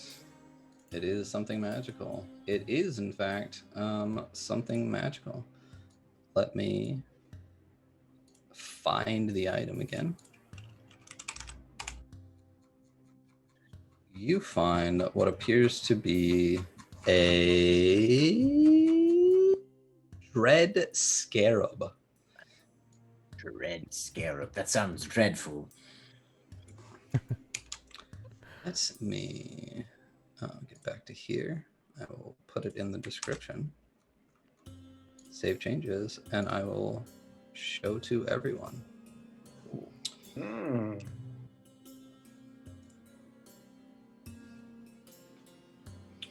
So you can all read it, but this is a wondrous item that requires attunement. The abdomen of this beetle-shaped brooch is decorated with the grim semblance of a human skull. If you hold it in your hand for 1 round, an abyssal inscription appears on its surface, revealing its magical nature. While wearing this brooch, you gain the following benefits. You have advantage on saving throws against spells.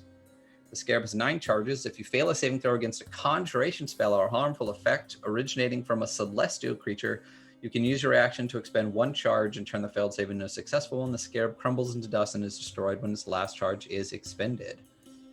Sweet. Why don't I you got roll me jacked by 1d spells. Why don't you roll me 1d9? You want to do that, 1d9? Jason? Yeah, Sure. Jason. Yeah. What's Since what's the shortcut in Roll20? / roll 1d9? Yeah. Roll 1d9. Since it's computers, it doesn't make a difference. And how many? What did you get? I got a 2. Oh gosh. Okay, we'll say 2 charges are spent instead of 2 charges are left. So you have 7 charges, but you have advantage on saving throws against spells. That is just a base, or whoever wears this has that. The second part is that you can turn fails into successes only on creatures originating of a celestial nature. Right, that's the only way I use the charges. Otherwise, I get advantage anyway. Right. Okay. That's awesome. Cool. let me Beatum add expresses this to Cutter and says, "This might be very useful for you, Cutter. Where did you find Alright. this?" That's what I was going to ask. I guess I do my best to mime Hajani's house. How would you do that? I can't really To say just- anything. As Cutter, mime out what Oh, exactly God. you would do. She didn't have any defining traits, right? Just looked like a woman. You can He was talk indeed a without woman. tongue. Just sturdy. Not well, but you can talk without a tongue. He cut it pretty deep, pretty far back there. He wants me to mime. So Yeah. shit. What? How I'm do you going. I'm describe- gonna. you I'm have gonna. the I'm gonna brooch in one hand. outline the shape of their house with little windows, and then We're in Albuquerque. find a woman walking Milking a by, cow. like a barmaid, and point to her face, and then have like an open book mime movement. Yeah, I'm not sure I get this. You were trapped in a box, pulling on a rope. I didn't draw a box. I drew like a house You found it shape. in a whorehouse. In a Whorehouse. book in a You put whorehouse. box in a whorehouse. All right, I just grumbled and like grab it, slide it across the table, and wear it. Actually, Pin it on you. So you're actually gonna just like pin it to your. yeah, to I'm gonna your- pin it. Heck yeah! It's cursed. So you- Ah, no. God I damn it. forgot to tell you. So I'm gonna go ahead and cast Detect Thoughts on Cutter. Nice. Oh, okay. There we go. So You detect. as You he- detect that Sylvester is being such a cock right now. That's what you hear. And that's different from. Exactly. Oh, sorry, your miming is horrible. Where were you? You, I tell him about I got it in Johnny's house. Gotcha. Oh. Did you see any writings of hers? Yes. I'll describe the office and the correspondence I found, supplies and stuff like that. Gotcha. Awesome. And I'd get the whole lowdown from him about the office and the bedroom. Okay. So you get the lowdown. He describes to you kind of the space and what was there. He didn't grab anything, but there is her writing in the office space and stuff like that. So you have made your way back. We can X that off since there is the picture there. I actually have a better picture. Do I know too that those two were thinking about doing the mummification thing? Have you guys discussed that at dinner or? Maybe. Not yet. They had said something. Yeah. Not yet. Maybe not yet. I don't know. Sure. Yes. Let's say we have. We've been talking about it. So, Sylvester, how do you like being undead? Would you recommend it? Oh, by all means, yes. He's being Say alive. that. Well, kind of get the best of both worlds. Not totally undead. Not totally. Oh. Yes. Well, we'll have to see. I highly recommend it. And I'd love to watch or help if I could. Maybe. Sylvester, have you always been vampire? Yes. Interesting. I did not. We used to travel with another vampire, but I thought maybe you started as humans. No, Very cool. not I. Nope. So weird. No, and just for those unaware of the Midgard world, Dhampir are children of vampires and humans. Some lines are actually cultivated within Morgau to be brought up as like upstanding members of the family, considering that they can walk amongst, walk in the light, and etc., etc. You remember that the previous Dhampir within our party was from a cultivated line within her house. It's like you're not, right? Like you're not cultivated. I appear to be. Oh.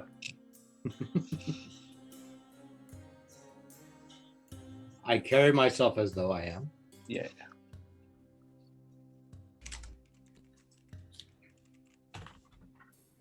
Okay. So what's this food? What are you bringing us to eat? Are you just yelling at one of the serving people? I asked for food, and they have not brought it to us yet. No, they brought you some food. They brought you some meats, some vegetables. Yeah, you have plenty of food and drink if you would like it. You can just mark off a couple of gold and you're good. No problem. I step outside for a moment, or actually, I'm going to go up to our room. Do we have a window? Okay. Yeah, almost all the rooms in here have windows, even just for the ventilation required to not have this place be a fucking sauna. Right. So I'm going up to our room for a minute. I'll be right back, and I'm going to go up to our room. How many rooms do you guys have? I don't think you share a room with. I think we have. How many? I thought we had 3, maybe. Perhaps. You're the note taker, so I'll listen to you. Let me check. That was a while back. I think I don't know if Dariana basically had her own room, her and Brian, apart from. They usually do. Yeah, Yeah. probably. Yeah. So you I assume it's you and Cutter, and then Victor and Beatum, and then Dariana and Brian.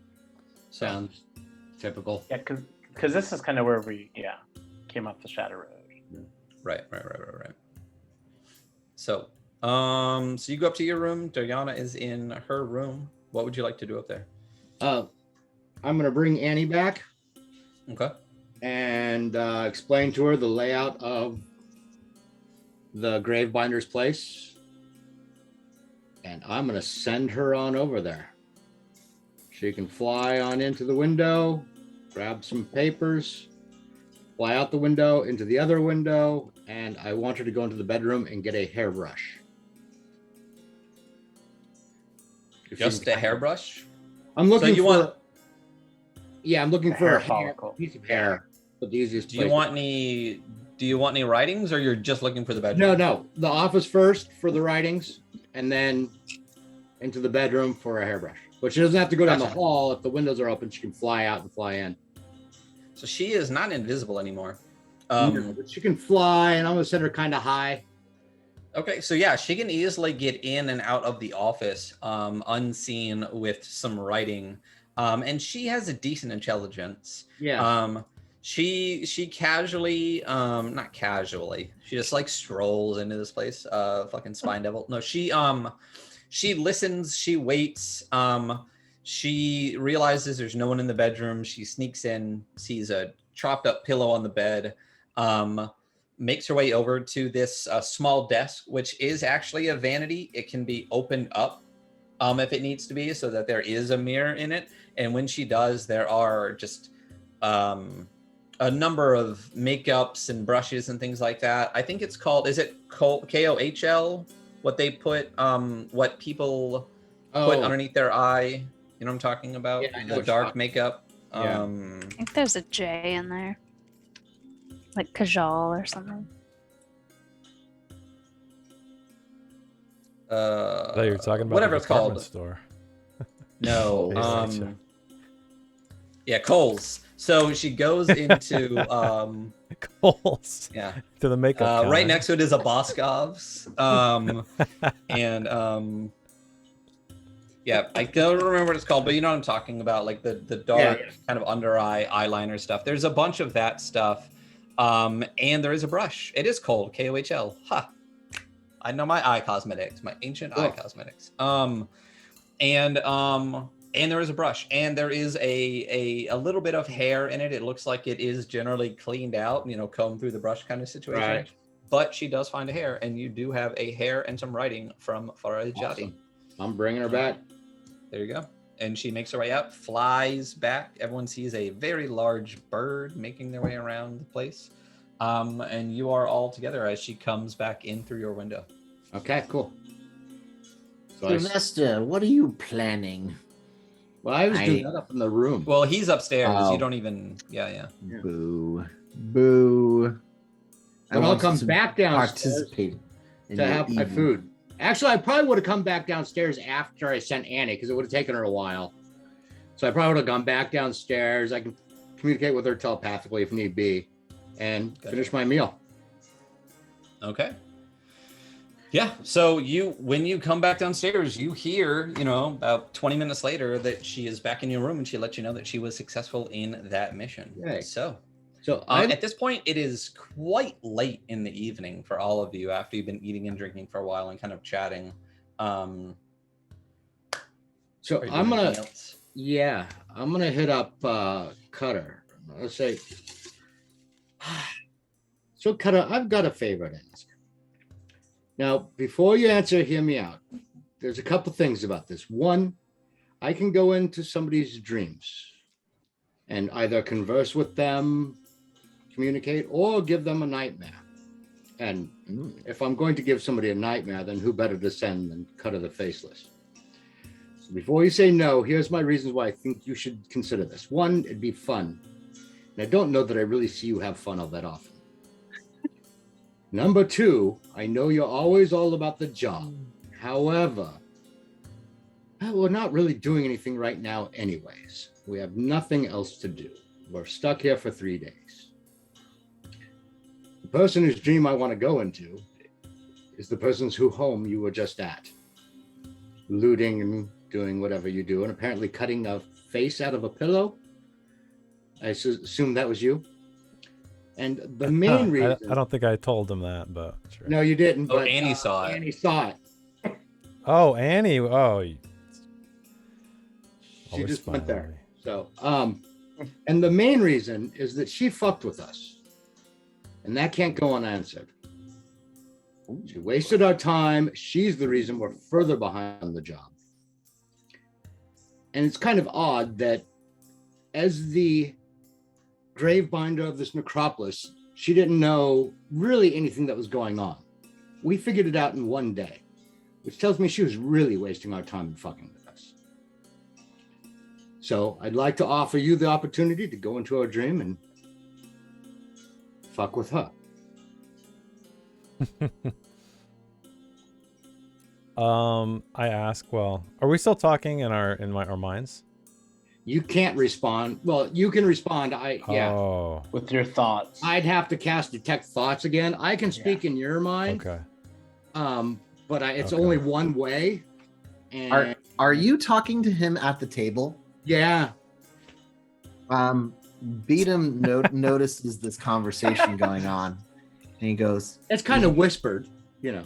"Is this a conversation that is better kept unspoken?" And with that, he hands cards to everyone at the table, and they begin to glow. And he casts this lovely spell. Let's see here. Loving this. Such a good idea.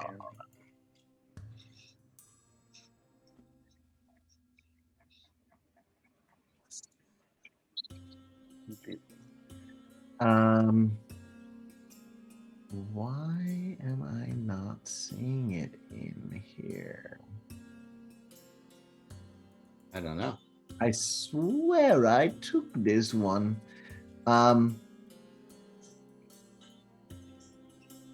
Basically, we all have the ability to talk to each other in our minds. And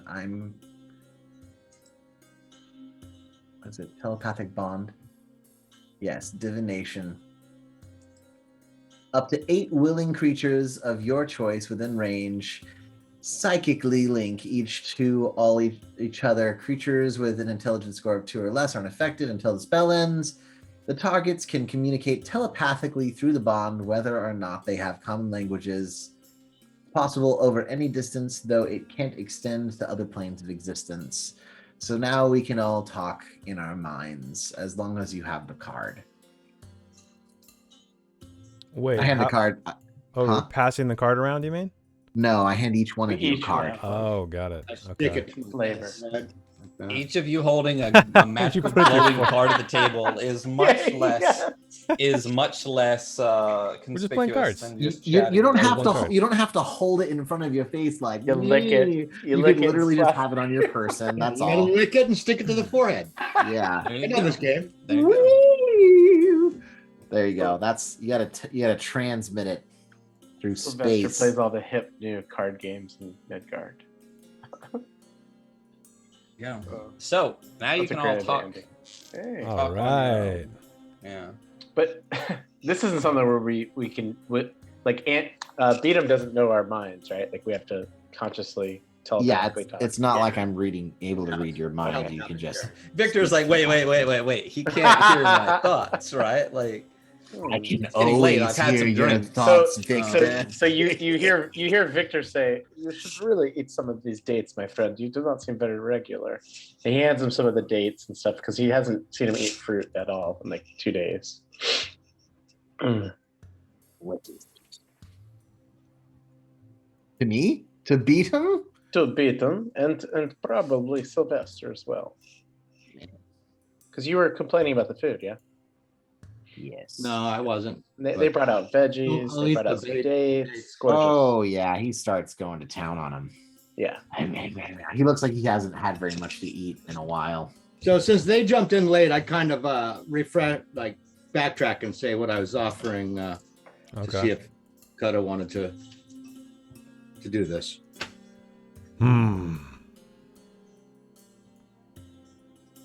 A telepathic, I've never had that before. I like the idea. Are there any particular images Well, that you think would, besides myself? you're a good start.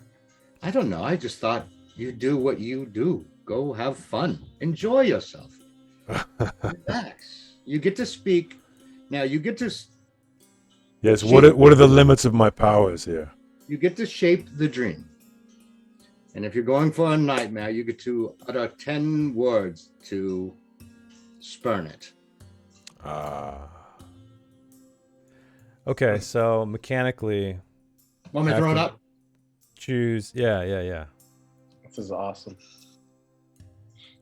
Let's see.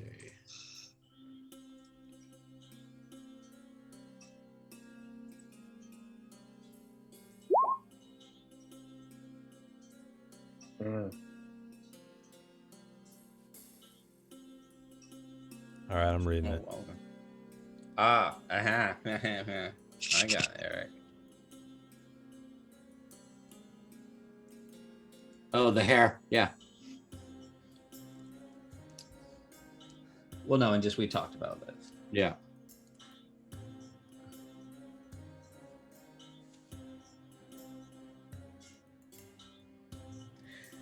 For the chat, this spell shapes a creature's dreams. Oh, Choose yeah. a creature known to you as the target of this spell. The target must be on the same plane of existence as you. Creatures that don't sleep, such as elves, can't be contacted by this spell. So no Darakul.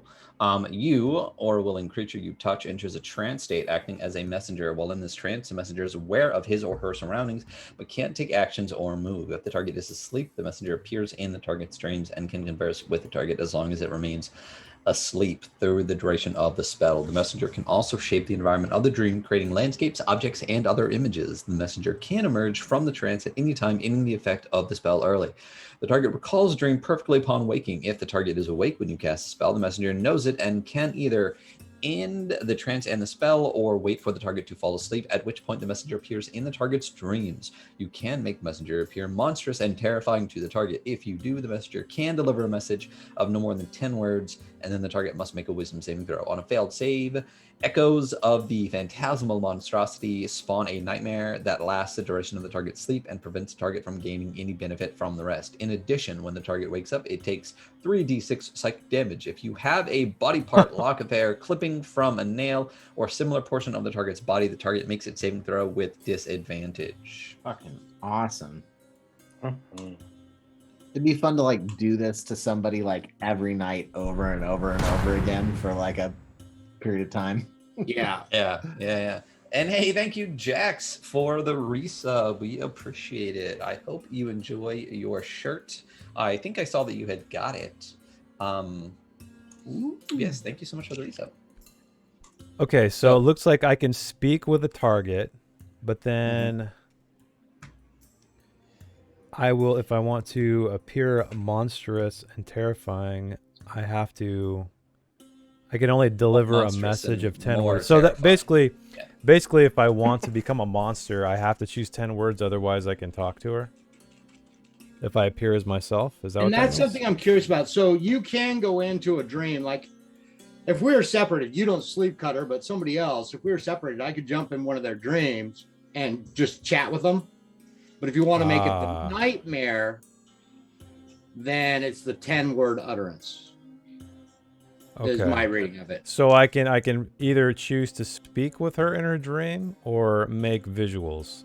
Well, and here's the thing. Well, even if you, so my And then she takes damage.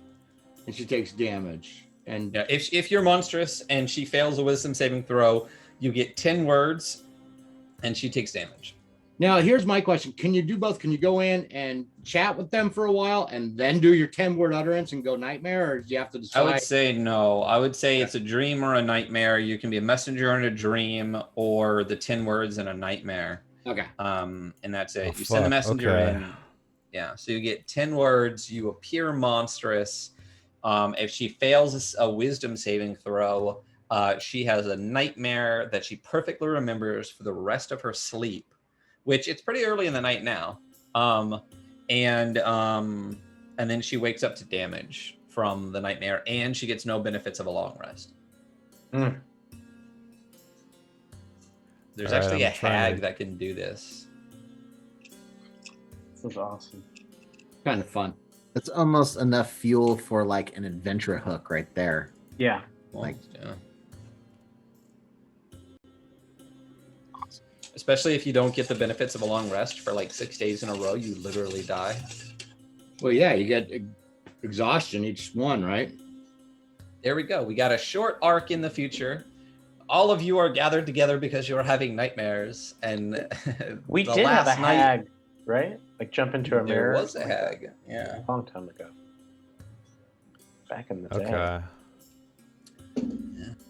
That was in the So cannibal. She was a cannibal mommy. I'm typing out 10 words, and I'll Alright. explain to you how it works. Well, so if you're down, then we kind of take our time, I guess, finishing up. And then we want to make sure she's asleep. So I suggest maybe we go to sleep for a little bit. And then during second watch, middle of the night, I'll wake up. We'll do the spell. You don't really sleep anyways. No, I don't. I just go into a trance.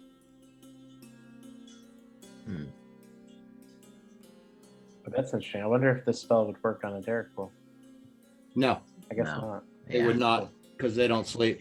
That's cool. And since we're going to the underground against a bunch of Derricools, I got to use it now.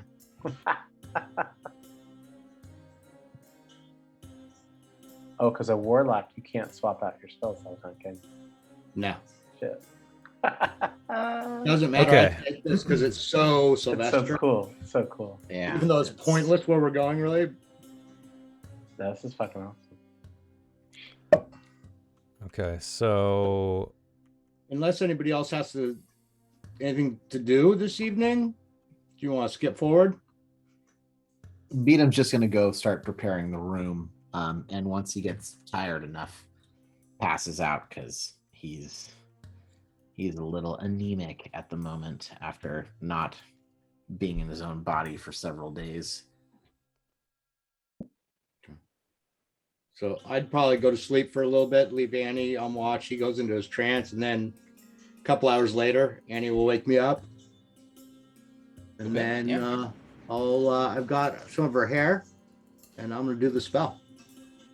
Okay, yeah. So all of you make your way back to your rooms. I assume Dariana at some point went to sleep, probably in Brian's loving arms. And yeah, a couple hours later, you wake up to your Annie alarm, and Cutter is there, so you can do this spell. I kind of do my spell. I light some incense and do my incantation, and then I breathe out smoke, and it goes into Cutter's face, and he kind of inhales it, and that's when he goes into the trance. okay. And what do you look like when you do this? If you're going more monstrous. Oh, I want to say that really I'm just kind of tendrils of shadow, just with eyes upon eyes upon eyes upon eyes, but they're distinctly my eyes. So like kind of almost like a Lovecraftian, but not like all of the detail is present. Just kind of filling the entire her vision, her range of vision.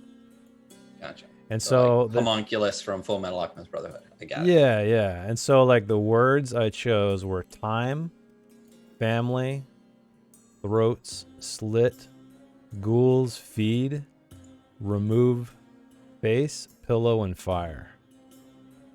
And so what I want that to look like is essentially with time, have just sort of like an hourglass running over and over and over again with sort of just sunrise, sunset, sunrise, sunset, and then breaking. And then her family lined up in a circle around her. And their throats, they're on their knees and their throats are all slit. Blood is just draining out of them. Ghouls come from out of the shadows between these eyes and start feasting on them. And then she feels like this sensation on her face, and it slowly cuts it all the way around. And then it is placed on the pillow in her bed, exactly where I left that shred of pillow. And then everything just is engulfed in fire. Okay. Love the callback to the pillow too, because it's a dream and she's out of town. She's gonna come home and see that. Yeah, she's gonna come back and find that pillow. Yeah. I have to move. Nice. I have to move. Can't live here anymore. So she Alright. gets to make a save at disadvantage. Why is she at disadvantage? Is it from the spell? Yeah, Or- I have her hair. The hair.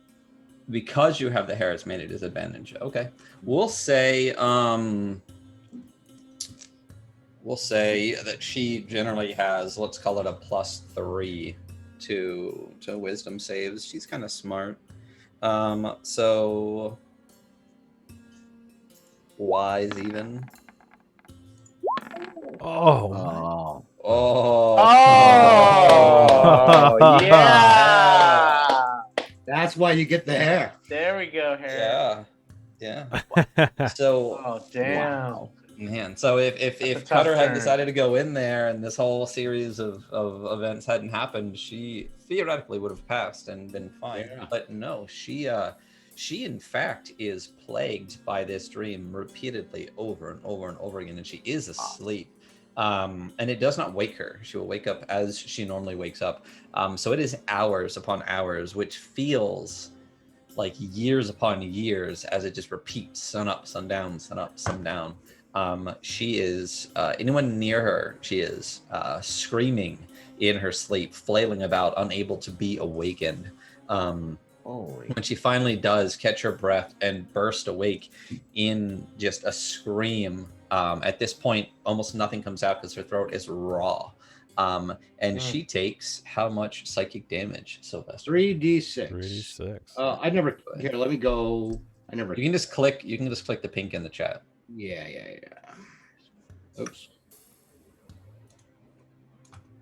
14. Oh, Nice. That's that's two- thunder. 2 6s and a 2, so you Yeah, did baby. pretty solid. And then she immediately upon waking and trying to scream, her head is also just pounding, and she actually starts to bleed from her ears and eyes as she wakes up. And when she can finally stop Damn. screaming, she wipes it away and sees the blood on her hands. Yeah. That's awesome. So after Cutter comes out, I'm like, see, that was fun, right? I nod. Why not? Thumbs up. He still has no tongue. How long Thumbs does that up. last Has no for? tongue.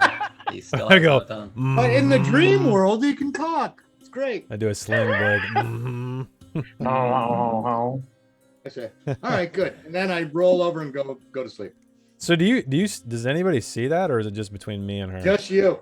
this year. Okay. Literally You can just tell me you. about it, but I know you like to keep certain things to yourself. So I just kind of assume you had a good time, and I roll over and go to sleep. Kind of smiling because I know you do weird shit. Just from what I know of Cutter. Oh, it's so good. Dude, that spell was like designed for this campaign. I know, right? So I had to take it. Is that a Kobold Press spell? No, it's a dream. No. That's why we.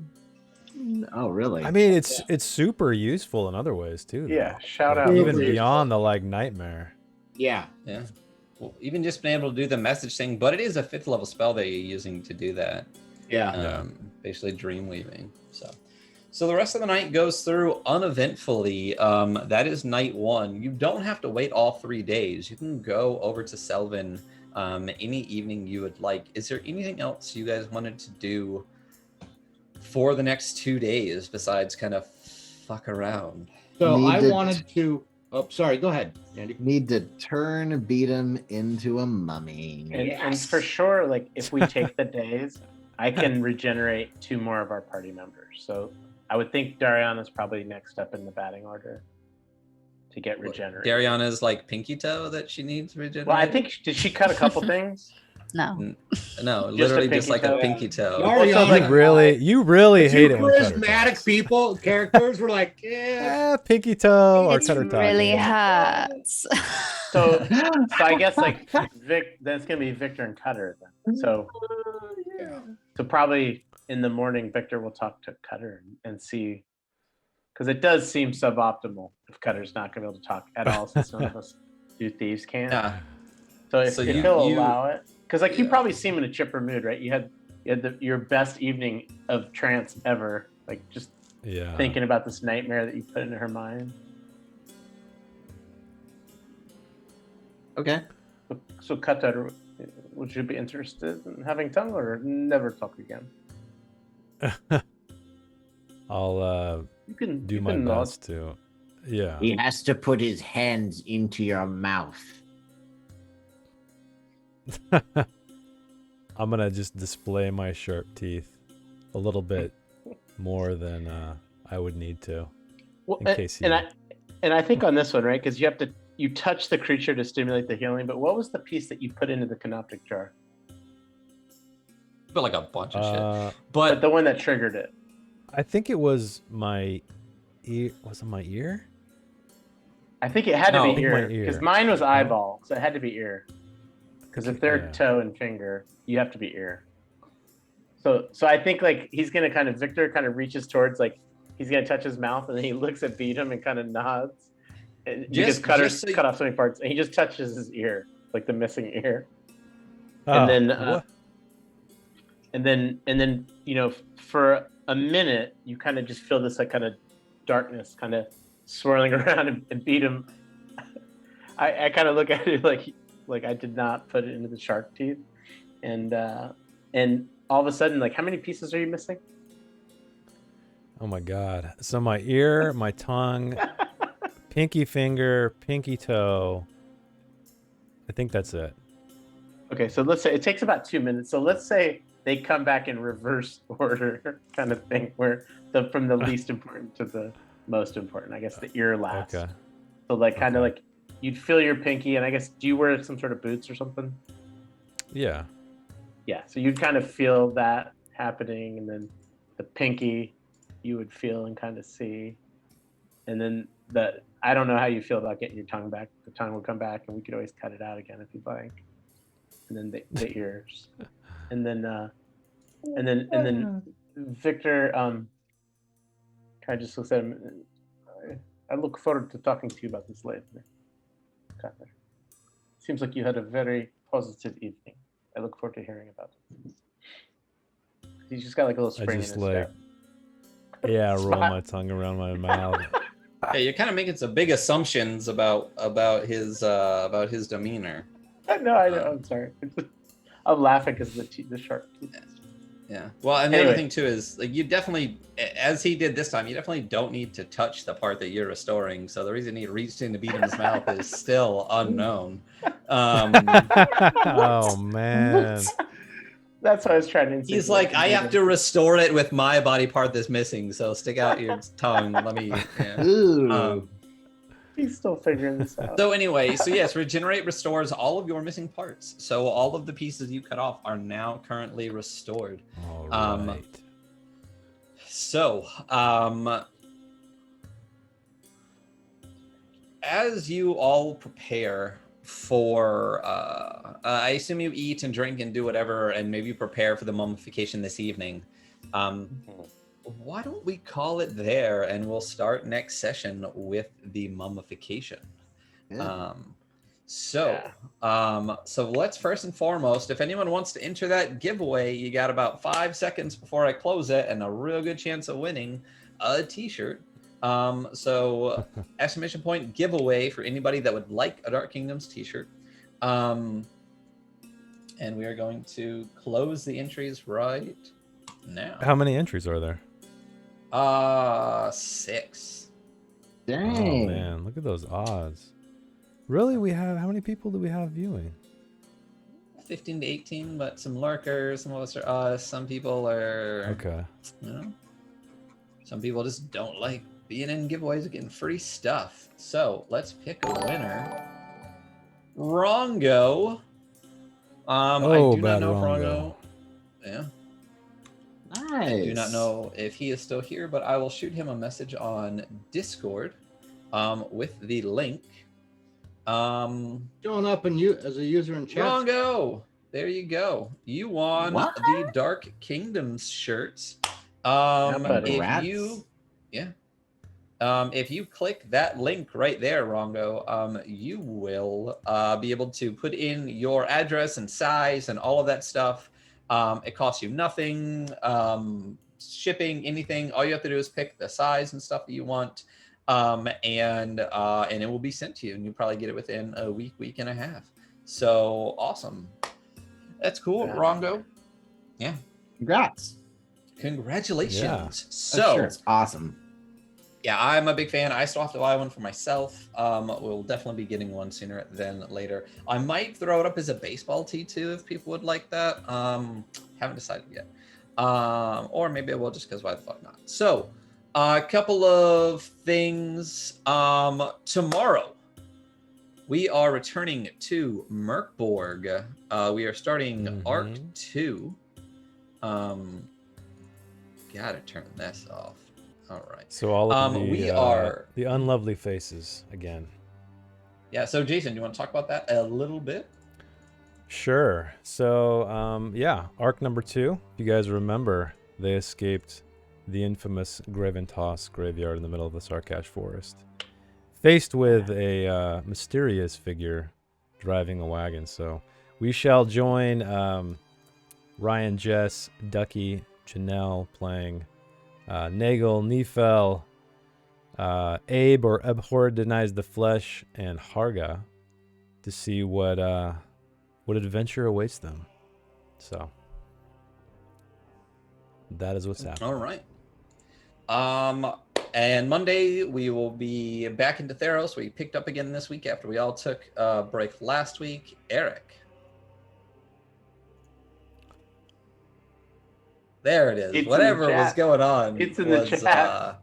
was interesting. Whatever was happening there. For Dark Kingdoms next week, we will not be here. I have an obligation slash thing.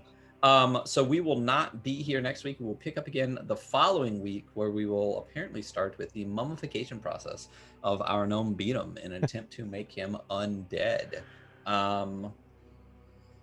And I think that's about it. Don't forget to check out our website where you can catch up on everything. And you can check out our YouTube. Don't forget to check out if you want shirts with your favorite Dark Kingdoms characters on it, or any of our stickers. Check out those merch stores. Does anybody else have anything before we head out? It was a pleasure having you all. Yeah. Do we have any? Maybe it's too early, but the Tomb of Mercy. We don't have a date yet, right?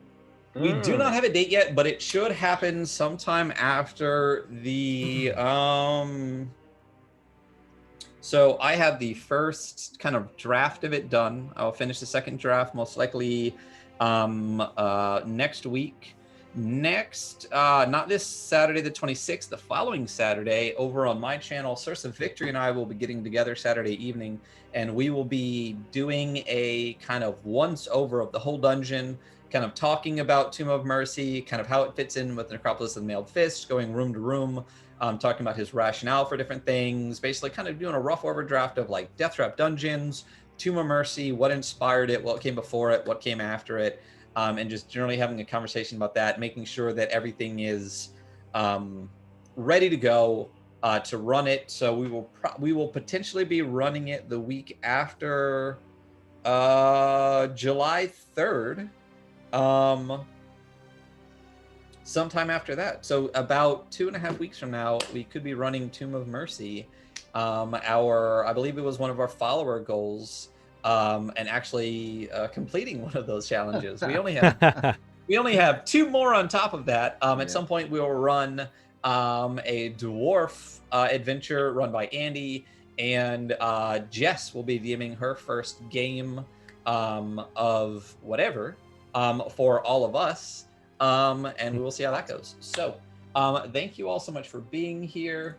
Let me go out to our, gosh, we haven't done this in so long. I need to find credit screen. Do you guys want to raid Phoenix, who is usually in here a bunch, or do you want to raid a larger stream with Muppets playing D&D?